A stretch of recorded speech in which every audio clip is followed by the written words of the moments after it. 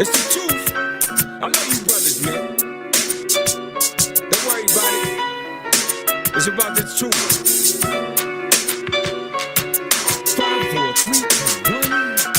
Apostle concentrated, vessel full of celestial juice. Enslaved tracks, mics I noose. Chords dangle from the strangle, resembles a slave getting lynched. On his last kicks, dipped in bronze, competition stiffens. In response to lifting, know to be they dust if they down with that nonsense. Biting the tips on bigs, leaving imprints on our hips. Making thoughts of puddles with my pen. Diving in, swimming in hymns, kin of gems. Words or roads are just road stems that bend with the pressure of the wind. Basic curved words inside blue lanes, they merge. After I live the verb, on a constant taste of day-to-day bitter herb. Accent, laxative, must be true spiritually. So artificially purge any lifestyle of a herb inside of me. Chess piece, Jimmy locks, fuck keys. Got I with the native remedy. For these all you can be MCs. Make they bodies sink and ride the Mississippi. Cats need to be winged. Devil titty carry venom. Shit is denim. Cats get hit by so-called strays. Most high sent them. The only thing left is photos and widows' palms. Accepting words of bonds from cons. Cause Don Juan's feet on the minds of blondes. Flying in feathers, smoother than lambskin leather. But how I pimp it, it ain't the subject of this newsletter. From the creator, I was blessed to excel and prevail in a world that's frail. Me and IQAhmath shine, but maintain integrity. Going way back like peace pipes and Cherokees. Real from the womb to the catacombs. They bury me spitting with digital talk, clarity and precision. All up in your face like missionary position. Wishing for redemption for how when y'all ain't listening. The Lord got a question for all the claim to be destined. Who's the blessed one in this session? Chop you up like Szechuan. This how I do, I'm in the booth. Bit from the hip, 21 gun salute. Knock you loose like tooth when I come through. My name's business, cause I'm all about business. Handle this, this is how I do it, so scandalous. Come out the deep, dark dungeons of Los Angeles. Freestyle tip, off the top the dome, scratching this. Off the head like dandruff, you on the canvas. I don't shoot guns, I spit lungs. Snatch tongues, leave them fried, they don't understand why they got hung. Talking about something they couldn't handle, got dismantled. Come from every conceivable angle, up under the sun. Left their ass running, they don't understand how I'm coming. Shining like the sun, be shining around this motherfucker coming. Better than the most, cats think they can handle but can't come close. Fuck when I find your ass burnt like ghost. Watch how you sit there and get done in the dough, it ain't cheating. Learned that shit a long time ago, motherfuckers is creeping. Trying to come in slow, but I already know the game. So I entertain the thoughts in my own brain and come off strange. They don't like this shit when it comes down like it was rain. Understand the pain, better than the motherfuckers come like a strange. That's how it is, it gets done like that. And I won't stop. Talk what you want to talk. Watch how your ass get popped. Boom. All ears to this deadly medley. The verse is dangerous, but the piano's deadly. Think you can handle it, you wet off the Sherman Hemsley. Dead broke, so I ain't rolling the Bentley. The honey's checking me out. I told Satan, don't tempt me. Breath is fresh, cause I stay with the dentine. Don't be messing with the cloth that's skinty. When Christ returns, we hit the dirt on bent knees. In volume 1, told the heathen, get the pipe and the testes. Amalekites living life trying to be like me, but that's a dead end. Chop the dome, ridiculous poems, and let the rigor mortis set in.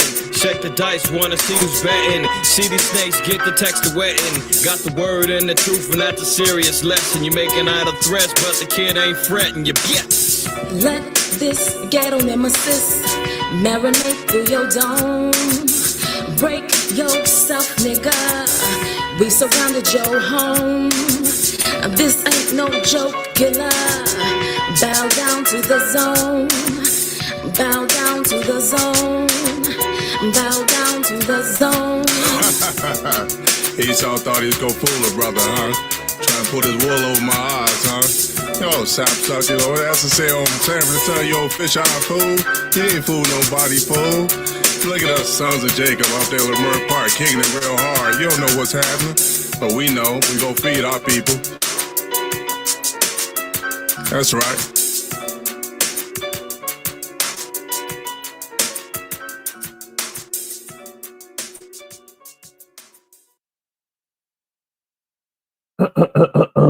All praise, honor, and glory to the Most High. While Yahweh Shai, this your brother Ahmath. IQAhmath first name. IQ is all the same. You reach another episode of DSTM. If you've been around, you know what I've been putting down. But if you've not, don't get too close because you might get shot. Shout out to all the family that's in the house, man. Salute to all of y'all that's tapping in in the chat, man. Blessing to y'all. Prayerfully, everybody is well today on the Lord's Day. You dig? Got a lot to talk about. I'm gonna try to be concise, knock it out. Some y'all already know. You just waiting to hear my perspective on it or to see if we're on one accord with it. The zombie hordes, are they going to be unleashed? Aladai loves the zombies. You know, I dig them too, but he's obsessed with them. But if you talk about zombies, man, you're really talking about a mindless mass of people who are driven by hunger and thirst for blood, food, and any means of survival, and they move in hordes, right? And they only respect those that are just like them. You understand? When you see all the people that's online and they're going crazy about, you know, EBT. If y'all remember, I did the video a couple weeks back, maybe a month ago. I don't know. Time's moving so fast. About the sisters out there crying and in a frenzy because the EBT was getting cut. We're going beyond the cuts. With this government shutdown, they're talking about completely being wiped out of funds and no funding. We ain't talking about, oh, you used to get $1,200 a month and now you're only getting $300. And to get that $300, you got to work 20 hours a week and go find a job.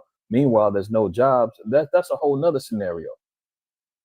So regardless if this particular shutdown and this lack of funding affects the minds of the people, because you see they got the TikTok armies out there trying to provoke and trying to get people to join in on the fun, talking about they're going to go rob the stores and they're going to eat in it. We'll see if they fall for that. Or is this just a measure of social experimentation? Is it a social experiment? That's what I sit back and wonder. You know, let me share something with y'all real quick. Some of y'all may say social experiment. I heard the term, but what is it? Let's look real quick. All right. What's going on here? Hold on, Shalaki. Why is my keyboard not working?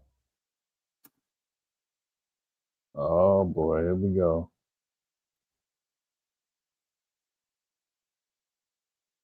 My keyboard is tripping. What the hell happened? It's not even typing. What the hell?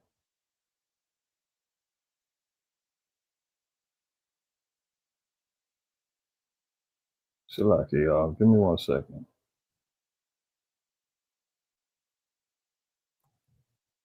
Ain't that something? I guess Satan just had to let it be known he was in the house too. Because my keyboard definitely was not typing just a second ago, and it was typing all over the place. Anyway, all praise to the Most High, Yahweh. We in the house. Can't be stopped, right? We're in here. So, social experiment, man. Real quick, it says a social experiment is a method of psychological or sociological research that observes people's reactions to certain situations or events. I hold the fact that this is a social experiment, right? Because look, I know I'm jumping the gun. I'm jumping the gun. But we got to lay a foundation, right? This is a social experiment that they're doing. It's one of two things. It's either a social experiment or this is, like Naquan put in there, planned chaos that they're going to unleash to see the reaction of the people. Remember, everything is about the Hegelian dialectic. You remember that? Just in case. The Hegelian dialect, just in case anybody forgot about that, right? Now, it's easier when you just look at it, which here's the whole thesis you can see here. The Hegelian dialectic is based upon these particular principles of psychology, right? They create a problem, and it's all socially engineered, meaning it's all planned and controlled. The problem will now incite people to desire a change. Now the social engineers come back and they say, well, we've got a solution to the very problem that they started, but they wanted to see what the reaction was going to be of the people. So these are all socially engineered problems and experiments that they're doing, right? And because of the desired change, now they're going to come in with a proposed change, which they wanted to implement from the whole time anyway. But they couldn't do it until people realized there was a problem and they were begging for change. So why do I say that? Because you never know when you're dealing with a social experiment as such, because you see, right now, everybody's worried about food. Their EBT's getting cut off, SNAP getting cut off, right? That's besides the point. Eventually they're gonna end the shutdown. People gonna get their food. They're gonna be back eating again, right? But what comes back, they still got to deal with the reduced money that they're getting. They still gonna have to deal with the restrictions that it's gonna take for them to get said money, right? It's not just about, it's beyond just, oh, the EBT shut up. No, they already implemented the changes that it was gonna take for you to even get the damn thing, let alone your Medicare, benefits for medical, all that stuff is included now. Section 8. Yeah, and then you wonder why they have us living in what's called projects. Think about it. A social experiment is a method of psychological or sociological research that observes people's reactions to certain situations or events. The experiment depends on a particular social approach, where the main source of the information is the participant's point of view and knowledge. To carry out a social experiment, specialists usually split participants into two groups, right, left, active participants and respondents. See, the so-called Republicans is out there saying it's the Democrats that's causing this whole panic. They're causing the shutdown. They want to starve out the blacks and Hispanics and the poor people. And they're the ones who want people to, because they want them to utilize the zombie horde, Democrat, liberal, whatever they want to label people as. They want to motivate them to incite riot, to incite destruction. That's what the Republicans are saying. Meanwhile, the Republicans are doing the same things because they've already instituted changes that's going to affect households. So it's two wings of the same bird. They are there playing games, right? We're going to get to all of that, let alone America's damn near declaring full-fledged war on Venezuela. I thought it was about the drug cartels. Now it's about the entire country. We're not letting this go. I'll say it again. Hey, Oliver Stone needs to pay me, man. As much as I done promoted that damn documentary, I need to get a check, man. Somebody reach out to Oliver Stone, man, and tell him. That damn demon, man, he did a damn good job with that documentary, man. Broke down the whole social political situation with South Central America and their relationship with America and the IMF. That's what we're dealing with, y'all. So let's get to a couple scriptures and then we're going to go ahead and get right into this thing. All right. Let me share my screen one more time. And let's start with Mark. Because now's the time. If you was wondering when was the time to start praying, hey, you ain't got to wait no longer. Right? The scriptures tell us to pray without ceasing. But at the same time, we're seeing things starting to accumulate. Remember, we're in the feast time. We just ended out the 7th month. The 7th month is the end of the harvest season. It's the Feast of Ingathering, which is known as blowing the trumpets, right? That's also the acknowledgement of blowing the trumpet to alert the people of, and then, time to assemble for war, for convocational means, to make moves, right? So when it was time to move or be situated and be put in particular strategic positions, we were blowing the horns for those means. So think about all those things in the spirit, right? The horns been blown back in the 7th month, right? Which gave us opportunity to trim the fat, so to speak, through atoning. When you're dealing with agriculture, and I made mention of this before, you deal with a thing called pruning, right? And when you're dealing with pruning, remember we're dealing with a harvest season, right? And ingathering. And let's look at this real quick. Pruning of a plant or a tree or whatever. Let's see what they say. Now look at this.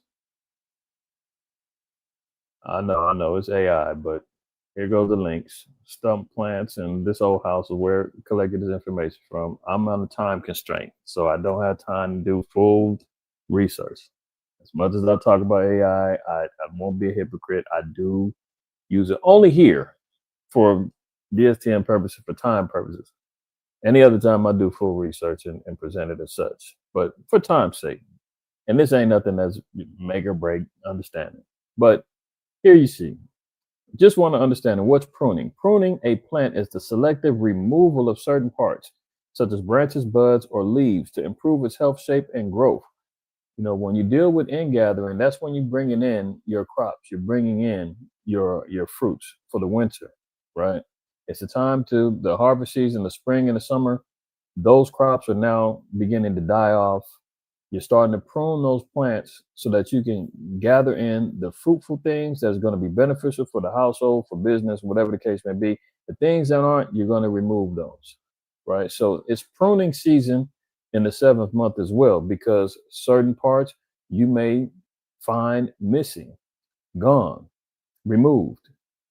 And it's all for the development and the betterment of the growth of the plant. So that's what we do within ourselves.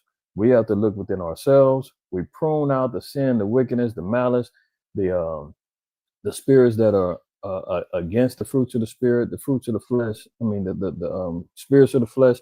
We got to prune those things out so that we do it through atoning. Once they're identified, now you atone for those things. You remove those things up out of them, body, right? Then we go into tabernacles. So, well, tabernacle could be similar to like a greenhouse, where you start creating an element, an environment that your growth can now come back healthy, improved, better, right? And then it's time to dedicate that. So next month we're gonna have a dedication time, the dedication season.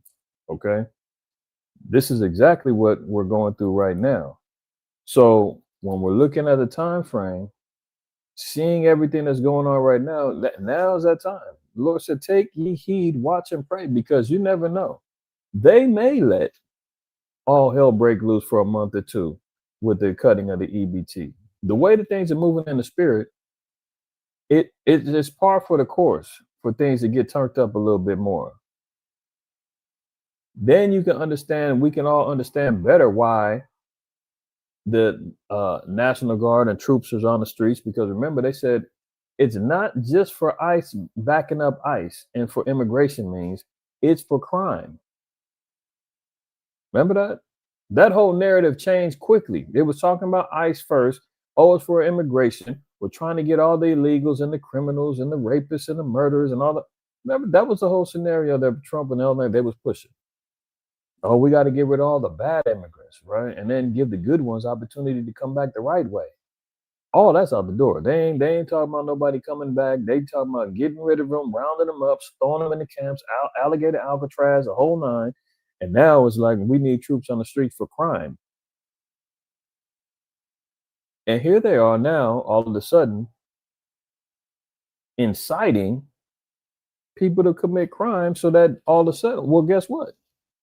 We got the troops on the streets already. So here you go, problem, reaction, solution, all rolled into one. This is why the Lord said, take ye heed, watch and pray. We have to observe, we got to watch, we got to pay attention to what's going on. And then also incorporate prayer into that, because why? For ye know not when the time is. So we don't know when the second coming of Mashiach Yahushua is going to be here, right? But he gave us plenty of signs and wonders and things that we have to pay attention to understand and know the times that we're living in. These are all paramount in understanding where we're at. Okay, let's look at this over here. 2nd Ezra 5. And we read verse 1 down to 3, and then we'll drop down a little bit. So it says, nevertheless, as the coming the tokens, behold, the days shall come that they which dwell upon the earth shall be taken in a great number, and the way of truth shall be hidden, and the land shall be barren of faith. So we're going to see a time where the word of truth is going to be hidden. You start hearing about, free speech being taken away. We talked about that.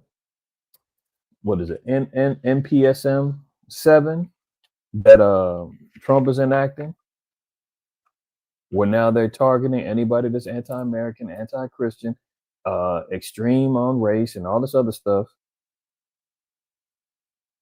trying to criminalize those things. They're building up the AI tech to where they can monitor, trace, track, record everything and anything that comes out of your mouth, my mouth, to be held liable. They've got the AI out there lying and creating fake scenarios and narratives and mistaken identities, taking people, locking them up, all of the above, right? So the way of the truth is going to be hidden. Amos 8 tells us that the word of the truth there's going to be a famine in the land, but not of bread and water, but of hearing the words of the Most High. So we see those doors of now being opened. They're not locked no more. You hear the locks is coming unlocked, the deadbolts taking off, and you hearing the door slowly but surely opening up for those things to come in and affect us. Right? But look at this here. It says, but iniquity shall be increased above that which now thou seest. So it says it's only going to get worse. Christ even told us that because iniquity shall abound, the love of many shall wax cold in Matthew 24. So look here, it says iniquity shall be increased above that which thou now seest. So we're only going to see a progression of things getting worse. So now when you're hearing people online making these extreme declarations about, well, hey, if I don't get my money, I'm just taking it, and you better get out my way, and all hell's going to break loose. Like, this is the mentality, and guaranteed, the people that's doing all that, saying all that, they ain't gonna be the ones that's in the damn stores. They're doing it for views. They're trying to get a check on they TikTok. Yeah, that's all money motivated.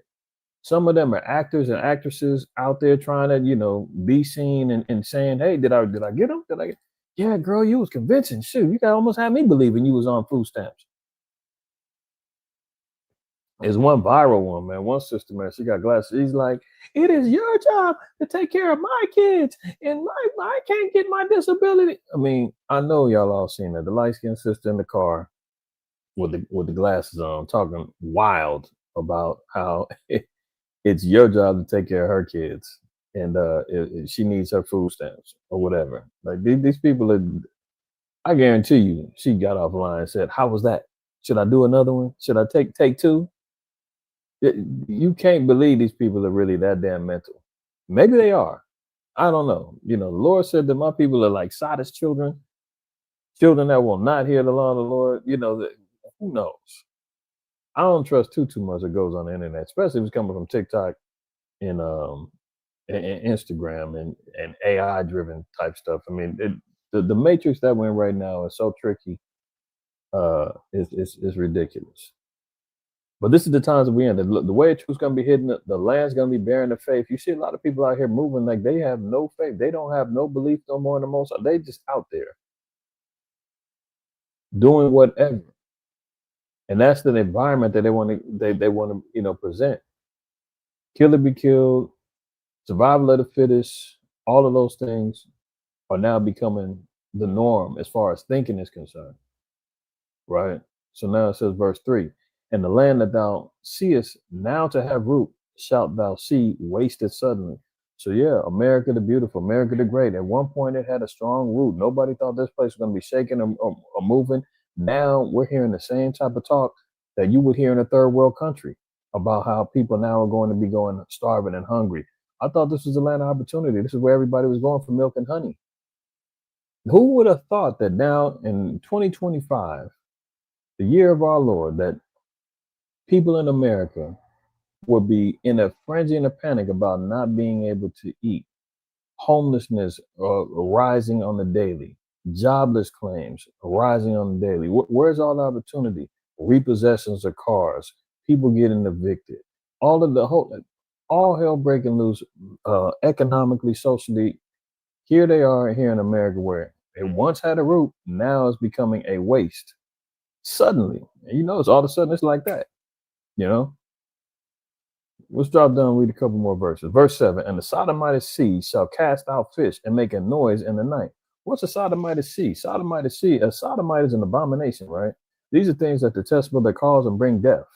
So we're seeing that the sea now is going to cast out fish. We've seen multiple stories, and I'm sure y'all seen all kind of videos or even pictures of dead sea, dead fish washing about the sea by the thousands. What's killing those things? What's causing the seas to be uninhabitable anymore? I mean, I dare go out to all these seas now that have become waste dumps and all of that. They've got so many damn from out here in Huntington Beach in California. They've had scandals about oil waste getting dumped out in the seas, contaminating the waters, fish dying, high mercury levels in fish caught in Alaska and Washington State, I believe. Over the years, we're seeing radioactive damn shrimp and all kind of the seas now are now becoming problems. This is why Esau's out here making genetically modified fish now, salmon, genetically modified tilapia, and all this other stuff. We're seeing all these things happen. It says to make a noise of the night, which many have not known, but they shall all hear the voice thereof. So everybody's going to witness and hear and see these things, right? They've got a YouTube channel called Strange Sounds. They've got trumpet soundings, all throughout the country, sonic booms. I mean, all kind of things is happening. Look at verse 8. It says, there shall be confusion also in many places. Yeah, a lot of people are running around here confused, whether it's about who they are, their nationality, their history, so forth and so on. People don't know where their next meal is coming from. People don't know if they're going to get that job that they applied for. I mean, there's confusion all over the place.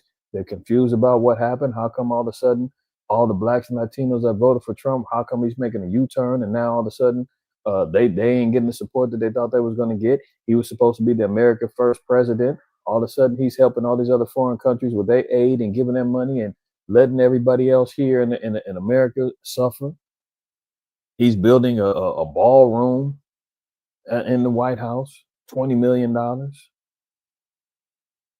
Gold lacing up the Oval Office with all kind of gold and everything else. I mean, people is confused, right? All throughout the world, wondering if World War III is going to jump off next week. It says, and the fire shall be off sent out again, and the wild beasts shall change their places. Yes, you're going to see animals, beasts out of their habitat. Brother just seen a damn owl on a tree on his block a couple days ago. We was on the phone. The dog was like, man, it's a damn owl out here. Where do you see owls in the damn in the neighborhoods now? I've seen falcons in my neighborhood. Like, they don't normally be over here, but guess what? The food chain's running low. They got to come down out of their habitats to find some food. You're seeing bears learning how to open up doors and walking in people's houses. And I've seen them in convenience stores and all over the damn place. Skunks in the damn middle of the neighborhood, possums, coyotes roaming the streets like it ain't nothing. They're all changing their places. It says, a menstruous woman shall bring forth monsters. Yeah. So women on their cycle periods, that when they having these kids, a lot of them now known as quote unquote YNs. Notice how even we've managed to classify the names of the wild young youth now. YNs, little young niggas, right? When you got to put a label on them, that means things have changed. Back in the 90s, when Hillary Clinton called young black youth super predators, that was offensive. Now they're embracing the YNs, calling themselves demons and all kind of stuff. Like, we're in bad shape now. When the youth now are acknowledging that they're demons, it's all bad, right? Now, It says, "And salt water shall be found in the sweet, and all friends shall destroy one another. Then shall wit hide itself, and understanding withdraw itself into his secret chamber." Yeah. So we're going to see times where it says friends destroying each other. Wit, or meaning wisdom, is going to hide itself. Understanding is going to withdraw itself into a secret chamber.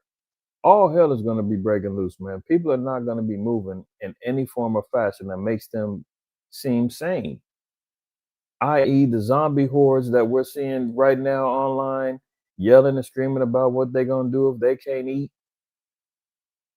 Yeah, this is all pre-planned. Troops is on the street, SWAT teams on deck, snipers on the roof. They're ready. Matter of fact, hold on.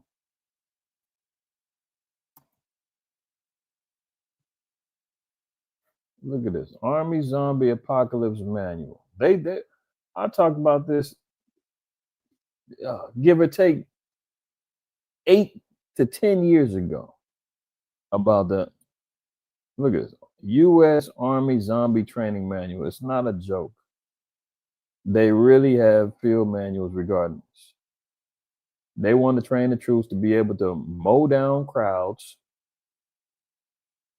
if need be. This is why all of the newer games that are online now is all geared towards shooting. Remember the whole zombie thing was really big, especially during 2019, the 2023, 2024. All the little shoot 'em up games on PS5 and everything else was all zombie based. All the movies was all zombie based, some sort of infection breaking out, people tripping, because they know that the next level of recruits is going to be in that age group, that youth group, that have become desensitized through these games by shooting up things. Here I go right here, 2012. Right? How long did I say? I said 8 to 10 years. That was 13 years ago. Yeah, I was at least on it at least 10 or 11 years. I don't think I got it in 2012 that I got hip to this, but I know for sure I brought it out a couple years after I found out about it. But they have a whole training manual, man, of how they're going to deal with the useless eaters, as the elite call you and I, right? And they're preparing for those things. And that's why it says wit is going to hide itself, understanding withdraw itself into a secret chamber, and shall be sought of many and yet not be found. Then shall unrighteousness and incontinency be multiplied upon the earth. So this is where you're going to see massive sin, uprisings. So that's why I said I'm open. It's very possible that they extend this shutdown to cause people to fall into this particular area of prophecy. It might just go down. Right now, I hold the phone and say, this is a social experiment. They just trying to see if people are going to do what they say they're going to do. They or it actually could be the door that opens up all hell breaking loose in these streets. It very could be. We don't know. That's why the scriptures say, "Woe to you that desire the day of the Lord, for what end of it will it be for you?" So I'm not pushing the issue saying, man, hell yeah, I want them to tear us. Nah, because who knows? Some of my family work in these areas where people are threatening. So we're going to see, but one way or the other, this is going to come to pass. Okay. And look here, verse 11. It says, "One land also shall ask another and say, Is righteousness that maketh a man righteous gone through thee? And it shall say, No." So in other words, they're saying people are going to be asking around from one land to another. How is it in your city? How is it in your state? Are y'all safe? Is righteousness over there? Is everybody calm? The answer is going to be no. Everywhere is going to be bad. I can hit Bayan and say, "What's happening to Detroit, man? Is it right over there?" Hell no, it's going down, man. Same thing over here. I'm hitting another brother. "What's happening over there in Jamaica? Y'all all right?" "No, shit, it's going down over here too." "Is anybody doing right?" The answer will be no. It's going to be bad news, right? So is this the precipice is this going to open up the door for all of that through the EBT? I don't believe so. I do think that if they do let it linger on, there's gonna be some problems. But they're gonna turn the lights back on. The government shutdown ain't gonna be forever. Because what do they need to do? They may double back and say, okay, well, you know what? We got to change up everything. Here comes the digital ID. Here comes the new forms of currency. Here comes the new qualifications in order for you to live and survive in this beast system.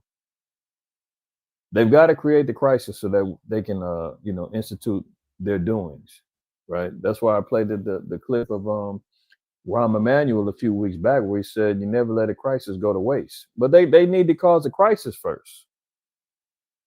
So the next crisis that we see fully on deck right now, as far as it stands here in America, them No King protests and all that was all, for entertainment purposes only. Like you notice it didn't change nothing but your travel times and the traffic and everything else that we experienced. But other than that, what came of it? Nothing. That following week, Trump then said, "Man, get the B-2 bombers out in the warships, line them up over there in Venezuela." The peace talks that he was supposed to have with Putin, they said he was supposed to have another talk with Putin. Putin called that off and was like, "Man, I ain't talking to you. It's over with. It's on." So let's get to let's get to this, man. You heard the peace talks over there in Israel and Hamas. What happened with that? All of a sudden is in jeopardy. Huh? What happened to that? Israel launched its heaviest wave of attacks today since a U.S. brokered peace agreement between Israel and Hamas began. Did you hear that? I hope y'all know. And if you don't, it said that Israel launched its heaviest attack post the peace deal. A week ago. Both sides are. Israel launched its heaviest wave of attacks today since a U.S. brokered peace agreement between Israel and Hamas began a week ago. Both sides are accusing each other of violating the ceasefire. Fox's Trey Yingst has more from Tel Aviv. Israel says it will continue to allow aid into Gaza following violations of a fragile ceasefire with Hamas. And the Israeli military says 2 IDF soldiers have been killed by the militant group during combat in Gaza Sunday. I mean, can we really trust what the GMO small hats are saying, man? Oh, 2 IDF soldiers got killed. So that means go ahead and bomb away. Who knows what's going on over there? All we know is that so-called peace deal didn't last 7 days before they went back lighting each other up again. Right? So we ain't falling for the okie doke over here. Israel launched its heaviest wave of attacks today since a U.S. brokered peace agreement between Israel and Hamas began a week ago. Both sides are accusing each other of violating the ceasefire. Fox's Trey Yingst has more. So I'm gonna leave that one there, right, for time's sake. But Isaiah 48:22. There is no peace, saith Yahweh, unto the wicked. Like we're at the point now where the man of perdition has been revealed, as it says in 2 Thessalonians, the 2nd chapter. We know who the wicked is now. We're not going to be ignorant, dumbed down Christians running around here. The wicked is Satan. Everybody else here is all peace and love. No. The Lord said the earth's been given into the hand of the wicked.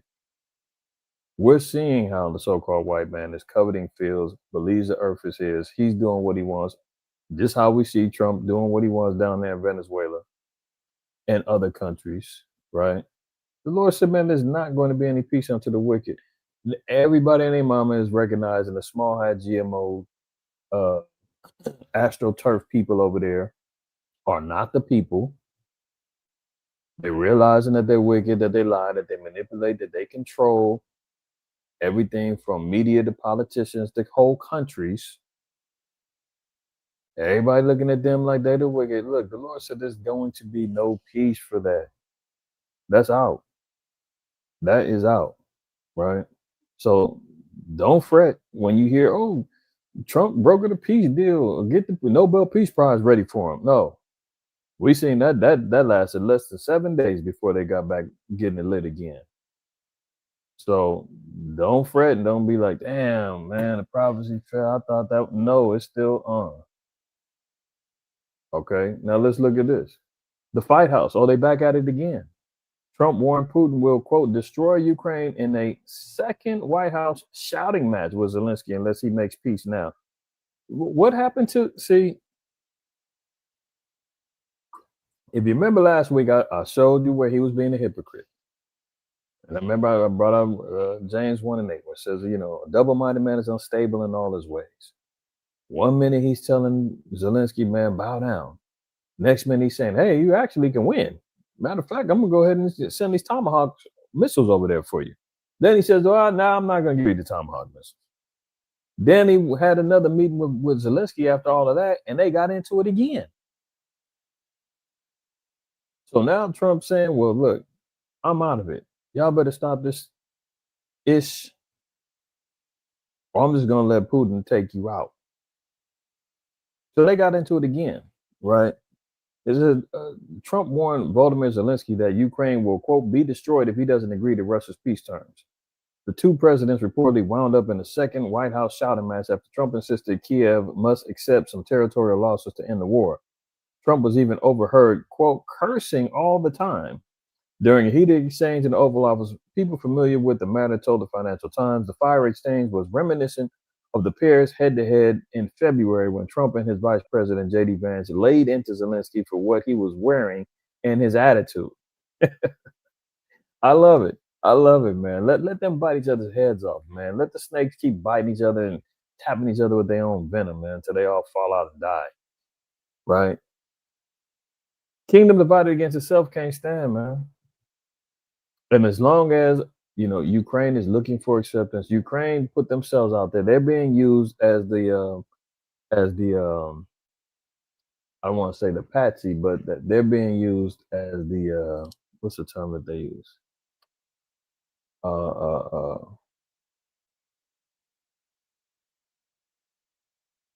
I forgot the term that they use, but they're being used as the puppets to engineer war and dismantling. There you go, Jason. The water. Proxy. Yes. They're being used as a proxy. They're the most corrupt country in the world. That's documented. That's been said. So you know they were told ahead of time. Here's the deal. We're going to implore you. We're going to give you everything that you need. We need you to start tearing up things in Russia. We need to dismantle. We need to disorganize. We need them to be crippled.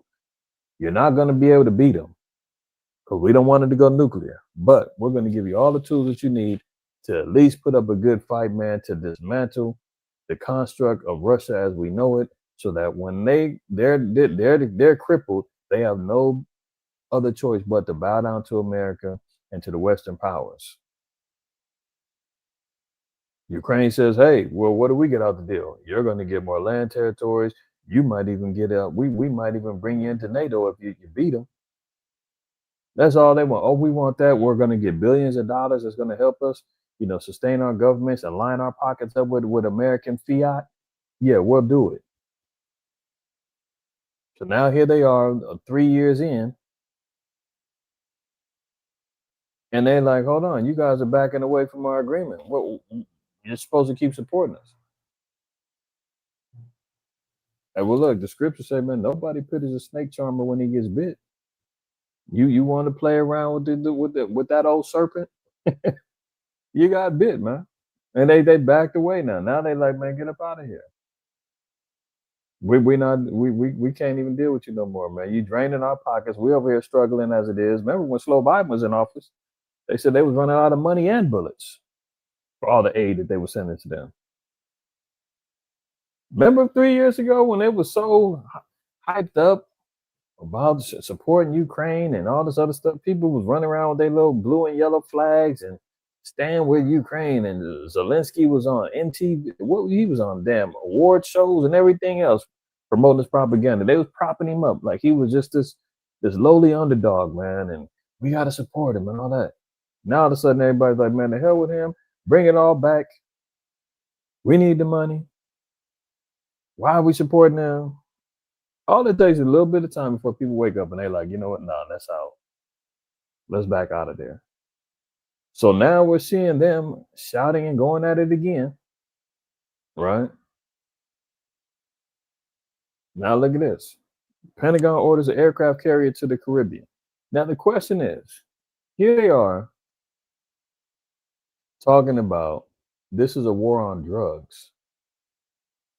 Since when have they been employing B-52s, aircraft carriers, thousands of troops on deck, bombing fishing boats for for a drug cartel? We still ain't seen. I ain't seen a lick of powder.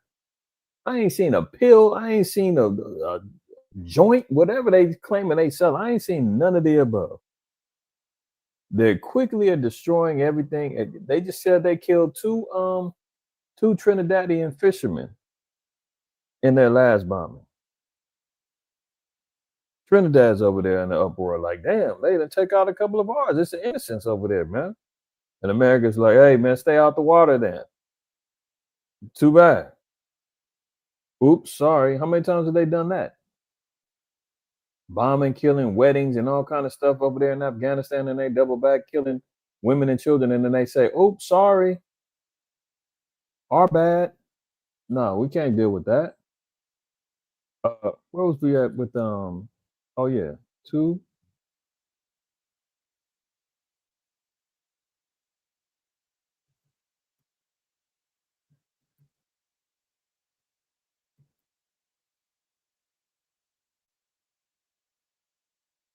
Look at that. Cops still in the dark on the killing of the two Trini fishermen in the U.S. airstrike. They can't get no answers from America. What they got to do with what happened? I ain't seen no dope, no drugs, no nothing, man. But here they go, right? Okay, so now they're out here ordering aircraft carriers. I said it from the beginning. I'm gonna say it now. Y'all all know. Everybody should be fully convinced this is a complete invasion. We seen a couple weeks ago, while I showed you Maduro was saying, "Hey, I tried to negotiate with America for months on end. I told them, man, I'll cut off China, I'll cut Russia off. You can have some oil and gold, man. Let's be friends." And what they get for that? Bombings, blown up boats, invasions, and the whole nine. So you trying to tell me the whole country is a drug organization? Or is it something more nefarious going on? This is how you know, man, a white man is a damn devil, man. And he tells you, man, he covers fields, man. He tries to concentrate on how he can destroy a man and his heritage and his household. You talk about the bloodlust of desirous of things that aren't his. The covetous spirit, man, is all within this dude. Micah 2, woe to them that devise iniquity and work evil upon their beds. I mean, they can't sleep because iniquity is so much on their mind. How they can be more wicked, more evil, more seductive, more tempting. How they can be more destructive with stealing and robbing and plotting and planning. They tell you, man, you see these billionaires, man, these cats sleep in their offices, man. They barely get a couple of hours of sleep. They're on Adderall and all kind of drugs to keep them up all day. You seen Elon Musk, man? What, like a year or so ago, they was talking about his whole drug. He got caught with all kind of damn drugs. Now, mind you, all of them wasn't illegal, but they was all like, you know, memory enhancing drugs and ketamine and all kind of different stuff, man, the dude was on. These guys, man, don't sleep, man. But that's how Satan moves. That's why in 1 Peter 5:8 it says, man, be I don't want to misquote it. Let me get it. Be vigilant, be sober, be vigilant, because your adversary, the devil, walketh about like a roaring lion, seeking whom he may devour. 1 Peter 5:8, be sober, be vigilant, because your adversary, the devil, as a roaring lion, walketh about seeking whom he may devour. His whole objective is to devour and to destroy.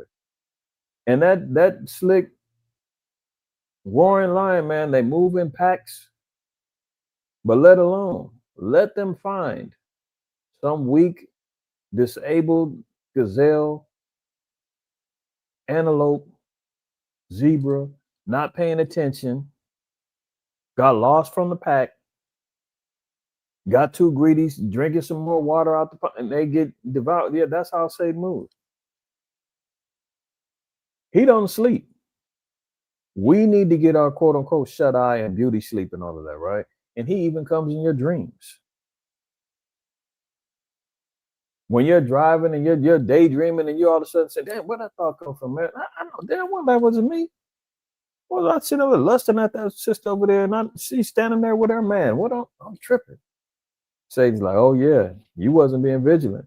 You wasn't being sober-minded. I'm on you. You're open for temptation. I'm gonna get you. I'm gonna line you up later. And you try to shake it off. No, I'm good. You go to sleep here, you're dreaming about the situation. That's Satan for you. That's how the things work, man. So we got to be mentally focused, vigilant, meaning always on guard.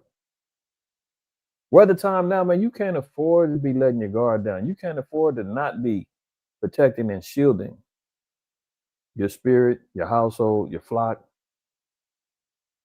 Because best believe you me, man, that spirit is floating around, man. That dragon is flying around, zooming in and out of households, zooming in and out of people, zooming in and out of congregations, causing turmoil and destruction everywhere that it goes.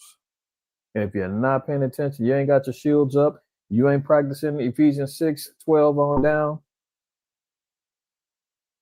with the spiritual warfare and arming ourselves up with the armor of the Most High God, you can forget about it. Because, amen, this devil, he's moving. Woe to them that devise iniquity and work evil upon their beds. When the morning is light, they practice it. They wake up and they like, let's get it going. Telling the secretaries, man, hold all calls. I got to have a meeting about this. Bring everybody in. Move this, move that. Hey, what's going on with the tech sector? What are you doing over there? How many people are you seducing? How many people are you tracking? How many people are you listening to? How many people? I need all reports. Do you have the TikTok army? Are they ready? Are they out there influencing? Are they controlling the narrative of the people? Yes. Okay. Where's ISAP? We need to get them going. Lay down the law on everybody. You know what? We're going to give them full autonomy. They can do whatever they need to do. Beat up whoever they need to beat up. Arrest who they need to arrest. I mean, they're doing it all. What's happening in Venezuela? Oh, they bowing down. They tell. I don't give a damn. Bomb them. I want it all. We need to get rid of Maduro. We need to throw in the Spaniard over there so we can go ahead and control them. They want it all, man. Why? It says because it is in the power of their hand. Remember, the earth's been given into the hand of the wicked in Job 9:24. All you got to do is figure out, well, who's controlling the earth? Who's controlling the narratives of the earth? Who controls the tech sector? Who controls the World Bank? Who controls the stock market? Who controls the World Council of Churches? Who controls all of these things? That's all you got to do and say, if it all roads lead back to one people, then you know what it is. Who controls entertainment, sports, you name it. And if it just so happens that their last name might be Goldstein or Feinberg or something like that, then you know. We ain't got to talk no more on that. Look. And they cover fields and take them by violence. See, that's why Maduro, when he was saying, hey, I tried to negotiate. I was offering oil and gold to them, and they wouldn't take it. I tried for months. No, because they don't want it by negotiation.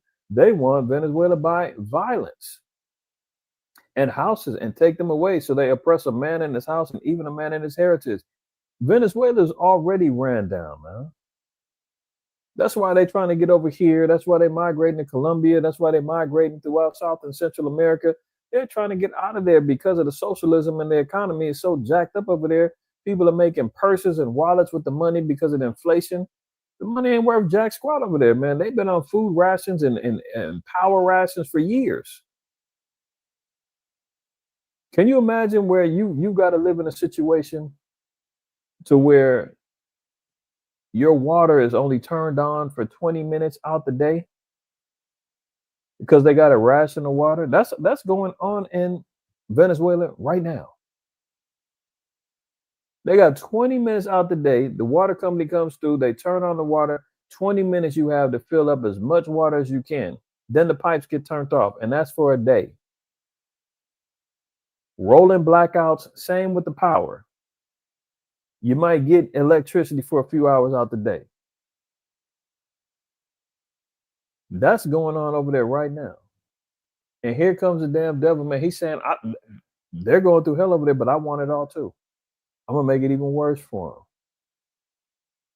Have y'all seen them images? I'm gonna show y'all real quick. Just to move in the spirit.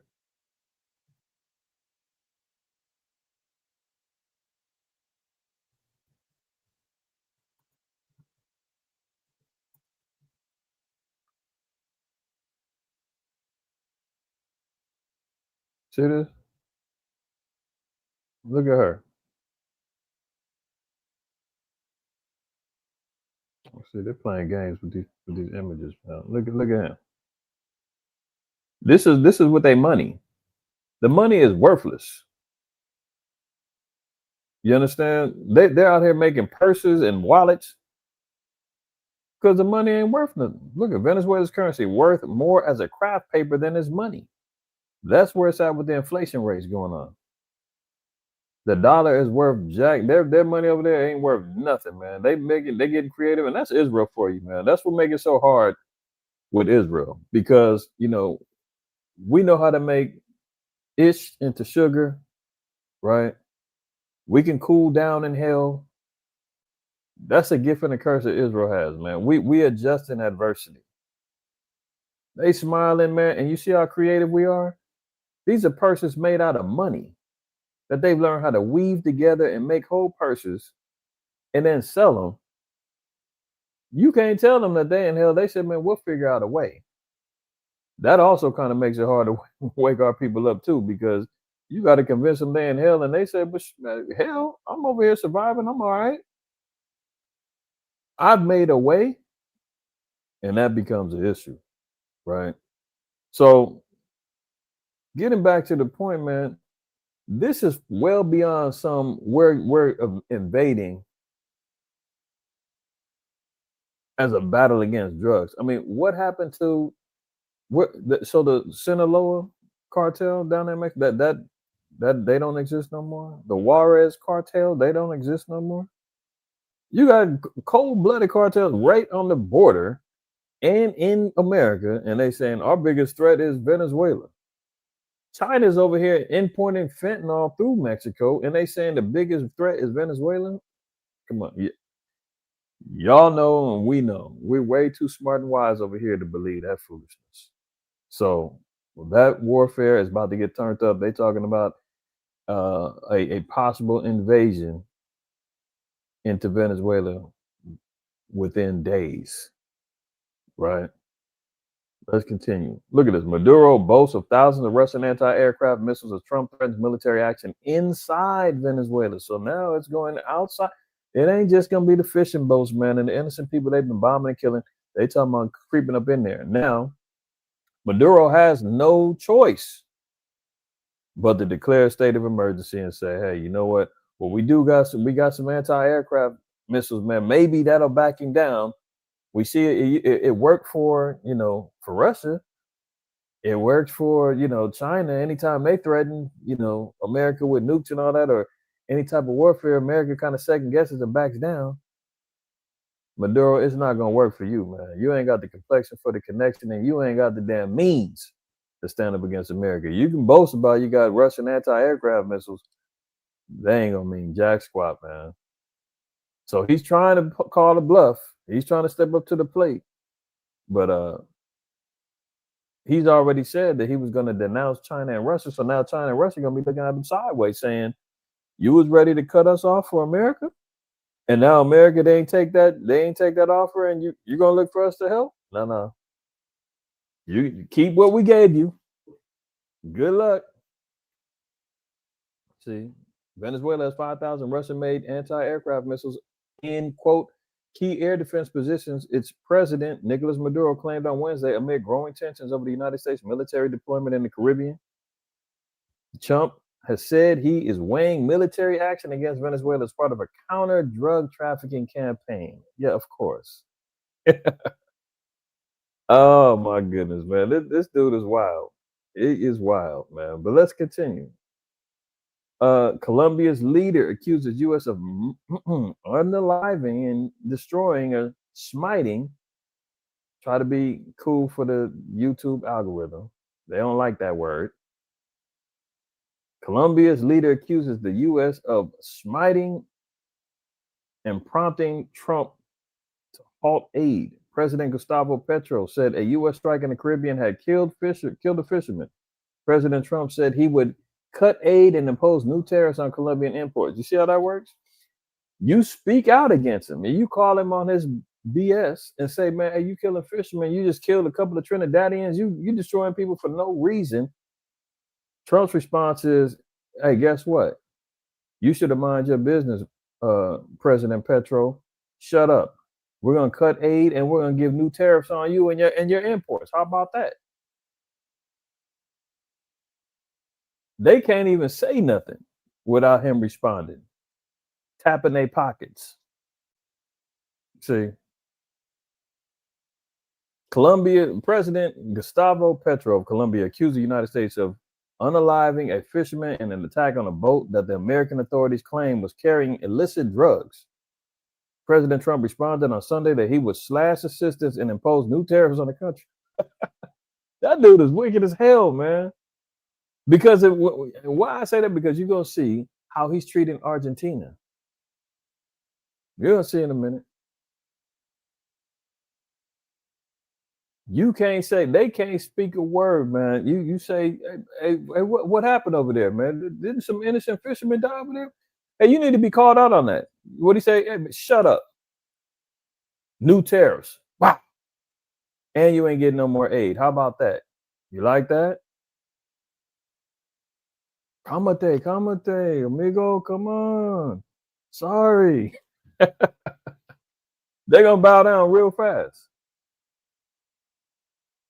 But see, Colombia and Venezuela, they got a particular relationship. You'll find a lot of Venezuelans move to Colombia.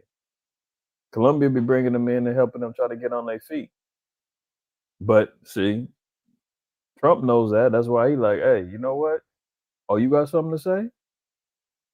You could be next. The feud between the two leaders reflected rising tensions in the region over the huge U.S. military deployment in the Caribbean, targeting Colombia's neighbor Venezuela. U.S. forces have killed dozens of people in recent weeks aboard vessels that Trump administration says were ferrying drugs from Venezuela. Yeah, right. Look, Trump claims unquestioned power to deploy troops to San Francisco under the Insurrection Act. We talked about it last week. This is why you can look and see while they're allowing and talking about getting the people up in here to get riled up.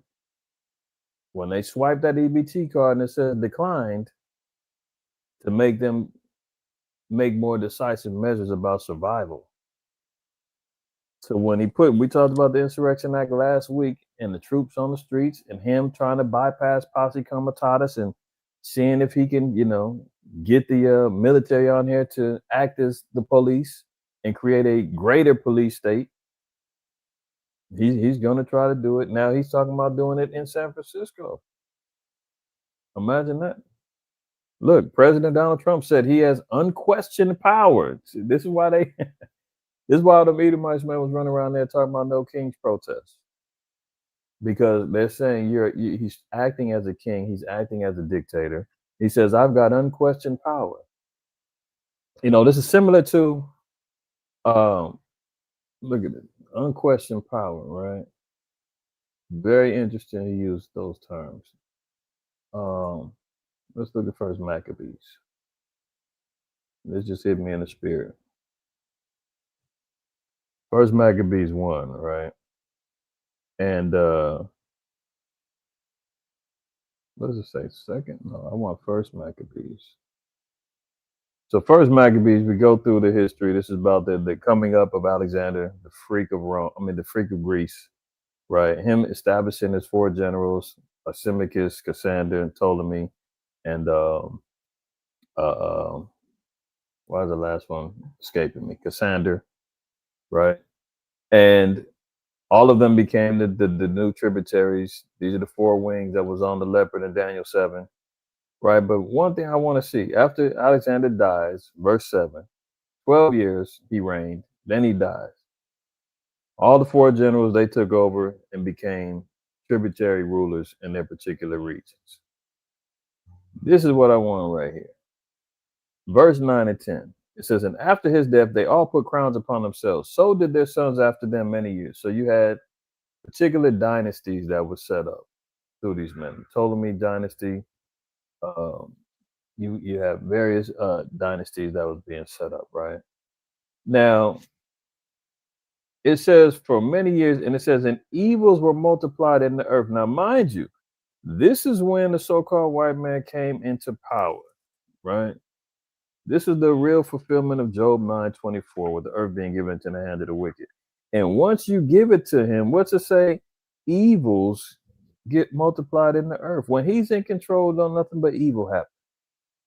And they continually multiply, and they get worse and they get worse, right? So you had the Seleucid Empire, the Ptolemy Empire, Cassander had an empire, the Lysimachus had an empire, but the two greatest ones were Ptolemy and Seleucid, right?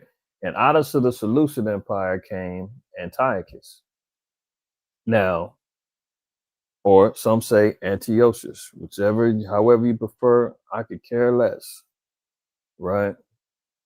Now it says evils were already in the earth. It says, and there came out of them a wicked root. Now, if the earth was already evil, the fact that they had to still impose the fact that this guy was rooted in wickedness, that means he was going with the spirit that was already in the earth and some. Now, this word epiphanies, and its surname epiphany, means power manifested or godlike manifested, right? This is what he came with. Power manifested, right? Son of Antiochus, the king who had been a hostage of Rome, and he reigned in the 137th year of the kingdom of the Greeks. Now, when you hear a word like epiphanies, right, and then you hear Trump saying he's got unquestioned power, and here we are in a time that's evil, and who is the staple of wickedness right now that everybody's looking at and saying, man, Trump is wicked, man. I'm just saying, in the spirit, these are the times that we kind of are envisioning. Because what ended up happening, it was tribulation and issues for us as a Jews living under the Greco-Roman era and the Greece in particular kingdom, the destruction of the temple. We had to have insurrections and fights and wars going against the Greeks for our liberties. And here we are fighting, getting ready to fight now for our liberties. People are already protesting about freedom of speech and all those other things, right? Now we see here, he says he's got unquestioned power to deploy the National Guard and reaffirm that San Francisco will be the next city to face federal intervention.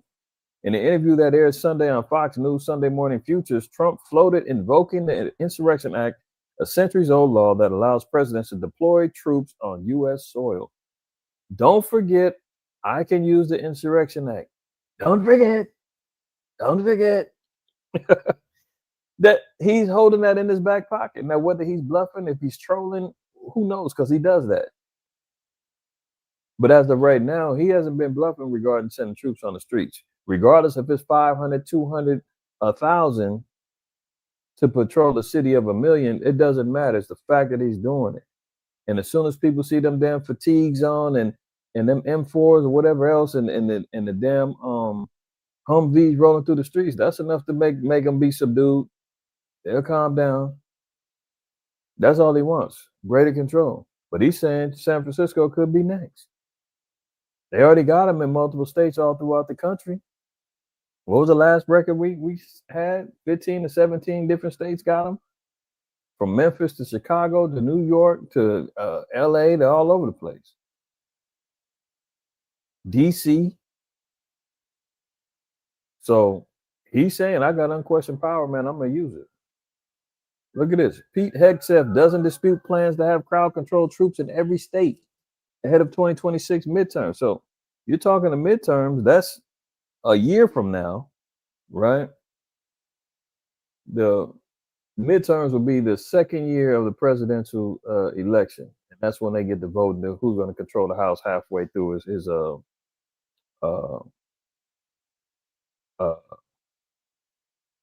term, right? So they're already saying we're preparing to have troops on the streets in every state by 2026. And they're saying this by April. They get ready to have this. Why would they this ain't about no damn midterms. What are they expecting to happen? This is the whole voting situation. So why would you need troops all on the streets just for people to vote on which direction the House is going to be ran? Do the Republicans keep control of the House, or will the Democrats get control of the House? Look, Defense Secretary Pete Hegseth didn't deny reported plans to have the National Guard response force. What are they responding to? There has to be a problem first, right? You're responding to something. If the midterms aren't until November of 2026, what are they going to be responding to prior to that? The devil's in the details. During a conference on Thursday, a reporter asked Hegseth about a memo circulating on social media detailing the establishment of a National Guard response force that will be trained in a crowd control and civil unrest, deployed in all 50 states by April of 2026. Naquab, there you go. Passover. That's why we employ and tell brothers and sisters, man, it may sound a little extreme, man, but celebrate and observe your convocational feast like it could be your last. Because you don't know. You don't know. Whether something goes down within the earth that prevents us from keeping them in the future, whether, God forbid, somebody gets removed out the truth, or whatever the case may be, your fellowship may not be the same because somebody then fell out, or who knows. But always, when we come together for the feast of the Lord, you got to really exalt the Most High and Yahweh Shai like none other, especially in these days and times now, because you don't know when it can happen. I remember when COVID hit in 2020, and all kind of congregations were scrambling around. What are we gonna do? What are we gonna do? There was some that even canceled their Passovers because of the lockdowns and the restrictions and everything else.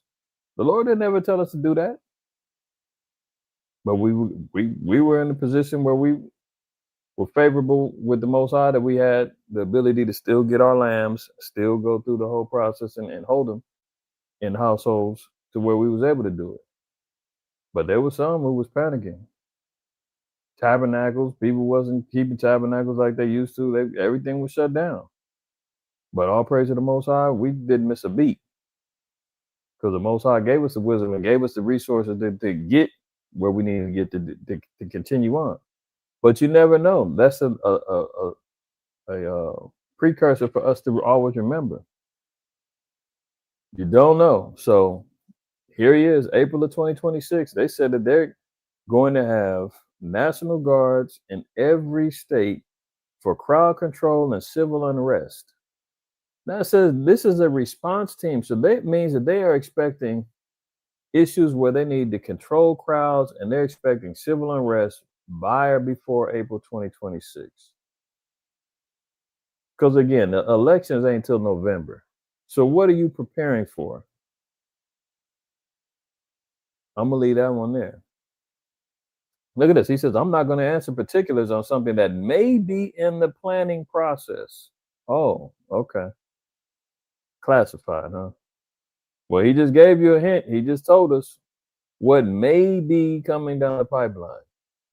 So then you got to put two and two together, and you're saying, okay, well, maybe they are looking to incite riotous behavior with zombie hordes of people looking for food and looking for their next meal and breaking into homes and doing what they need to do to try to survive. Maybe they are trying to turn up everything so that they can come in with a solution and say, okay, boom, troops on the streets, we're going to have to keep them there. We got the camps opened up. We're locking down everybody, and everybody that was trying to participate in this, we got to have a whole new way of how we're distributing this money, because people were stealing people's identities, and it, digital biometrics, everything's in full effect. It's going to take a minute. If you want your money, you're going to have to do this, that, and the third to get it. They may be pushing a panic button on that. Let's see. I mean, hell, look how fast everything's accelerating. Trump's only been in office. This is on his 10th month. And look how much activity, how much things have been turned up, from the economy to wars to everything that's been happening, famine, homelessness, joblessness, that's just in 10 months. Yeah, it was bubbling and it was still going bad during slow Biden's era, but it's only accelerating. That's why we read earlier in 2nd Ezra 5 that it's only going to get worse. 10 months. So imagine he still got another 3 years to fulfill everything that he got going on. And they ain't hitting no brakes. Let's continue.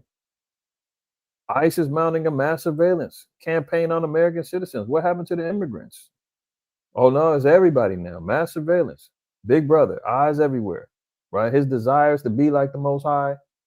When the Most High said in Sirach that his eyes are 10 times brighter than the sun. Let's get that in Sirach.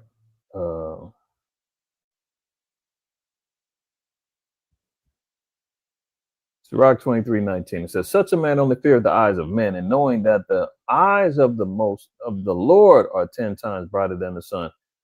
That's him in trying to be in competition with the Most High. His surveillance state, he wants eyes and ears everywhere, from your phones listening to you, to your damn smart TVs, to the smart meters monitoring everything going on in your house, to the dishwashers, to the refrigerators listening to you. That's him trying to be like the Most High. He said he was going to do that in Isaiah 14, where it says, I'm going to be like the Most High. The Lord said, man, his eyes are the only ones who's 10 times brighter than the sun, beholding all the ways of men and considering the most secret parts. That's the God complex that the so-called white man has. He wants to be like the Most High. This is why you see here, mass surveillance campaign on American citizens without strict oversight. The agency's new technology threatens Americans' free speech and privacy. While a federal judge scrutinizes the constitutionality of tactics used by federal immigration authorities during ongoing protests in Chicago, these same agencies are quietly amassing behind-the-scenes surveillance technology. Oh, quiet, behind the scenes. Originally slated to target undocumented immigrants. You see how it always expands? That's the Hegelian dialectic. Problem, reaction, solution. Oh, the problem is these immigrants. They're all over the place. They're taking over. They're taking the jobs. They're invading. They're raping. They're killing. They're selling drugs. They're doing it all. So now you got a reaction. We got to do something about this. Build the wall. Vote in Trump. Do what we need to do. America first. Get rid of these damn. Oh, then they do that. Well, if we're going to do that, then we need to go ahead and get the military on the streets. We got to build the wall. We're going to have to mass surveil. We're going to have to change up a few things. You okay with that? Yeah, do what you got to do, as long as it's about them. Oh, yeah, it will be about them. Don't worry. And then it's not only about them. Hey, well, we've been having some problems with some unruly citizens over here. It's a crime. You got a problem with us extending that out for criminals? No, it's about criminals, sure. Hey, well, you might be a criminal too, because we saw your Facebook post that said this, that, and the third. We're going to have to watch you too. Hey, I got freedom of speech. You can't do that. Oh, no, you gave us the right to. You said it was okay, remember? Hey, but I didn't mean that. Too late. Now the devil done got you again. So it says it was only to target undocumented immigrants at first. The technology is now being used to investigate protesters of Agent Orange, President Donald Trump, mass deportation campaign. So if you was out there protesting about the mass deportation, that we're watching, we're documenting, and we're on you. Look at this, backed by funding from the One Big Beautiful Bill Act. Remember, he had $500 billion that he dedicated towards AI and tech alone. And gave ICE some bread. It says he's entered into contracts with companies to provide surveillance capabilities with facial recognition algorithms and iris scanning identification apps, controversial spyware on smartphones, and a real-time smartphone location and social media tracking system. They got it all. The grid system, the B system is in full flare. Smartphone location, social media tracking, spyware on the phones, facial recognition algorithms, iris scanning identity apps. And then you've got Oracle, OpenAI, Google, all of them incorporated in the whole situation. See, Palantir running all of this whole big old beast system surveillance grid. And it's all going down, man. I mean, this beast system is here, man. And they said, oh, it was just for certain people. You're protesting, campaigning, this, that, and the third. That's for that. Sooner or later, it's going to be for everybody and anybody, right? So the grid system is already lined up. Everything we've been accustomed to, we've grown to love, can't live without, gotta have the phone, gotta have my app, I can't leave my social media alone. They're on it. They're on it. That's why people get fired from their jobs. The whole nine. You speak out, you say anything, it's over with. Right? Let's go. Trump refugee plan seeks 7,000 Afrikaners and virtually no one else. Remember last week they said they were getting ready to change the immigration system to favor whites only? Everybody else they were going to leave hanging? Everybody else they were going to leave hanging? Yeah, they want more Afrikaners. Remember when they let them Afrikaners come in, the little refugees? That was African, the poor South African farmers, man, fleeing South African oppression. Got them over here, man. As soon as they got over here, man, one of the dudes, man, killed his wife. They buried that one quick.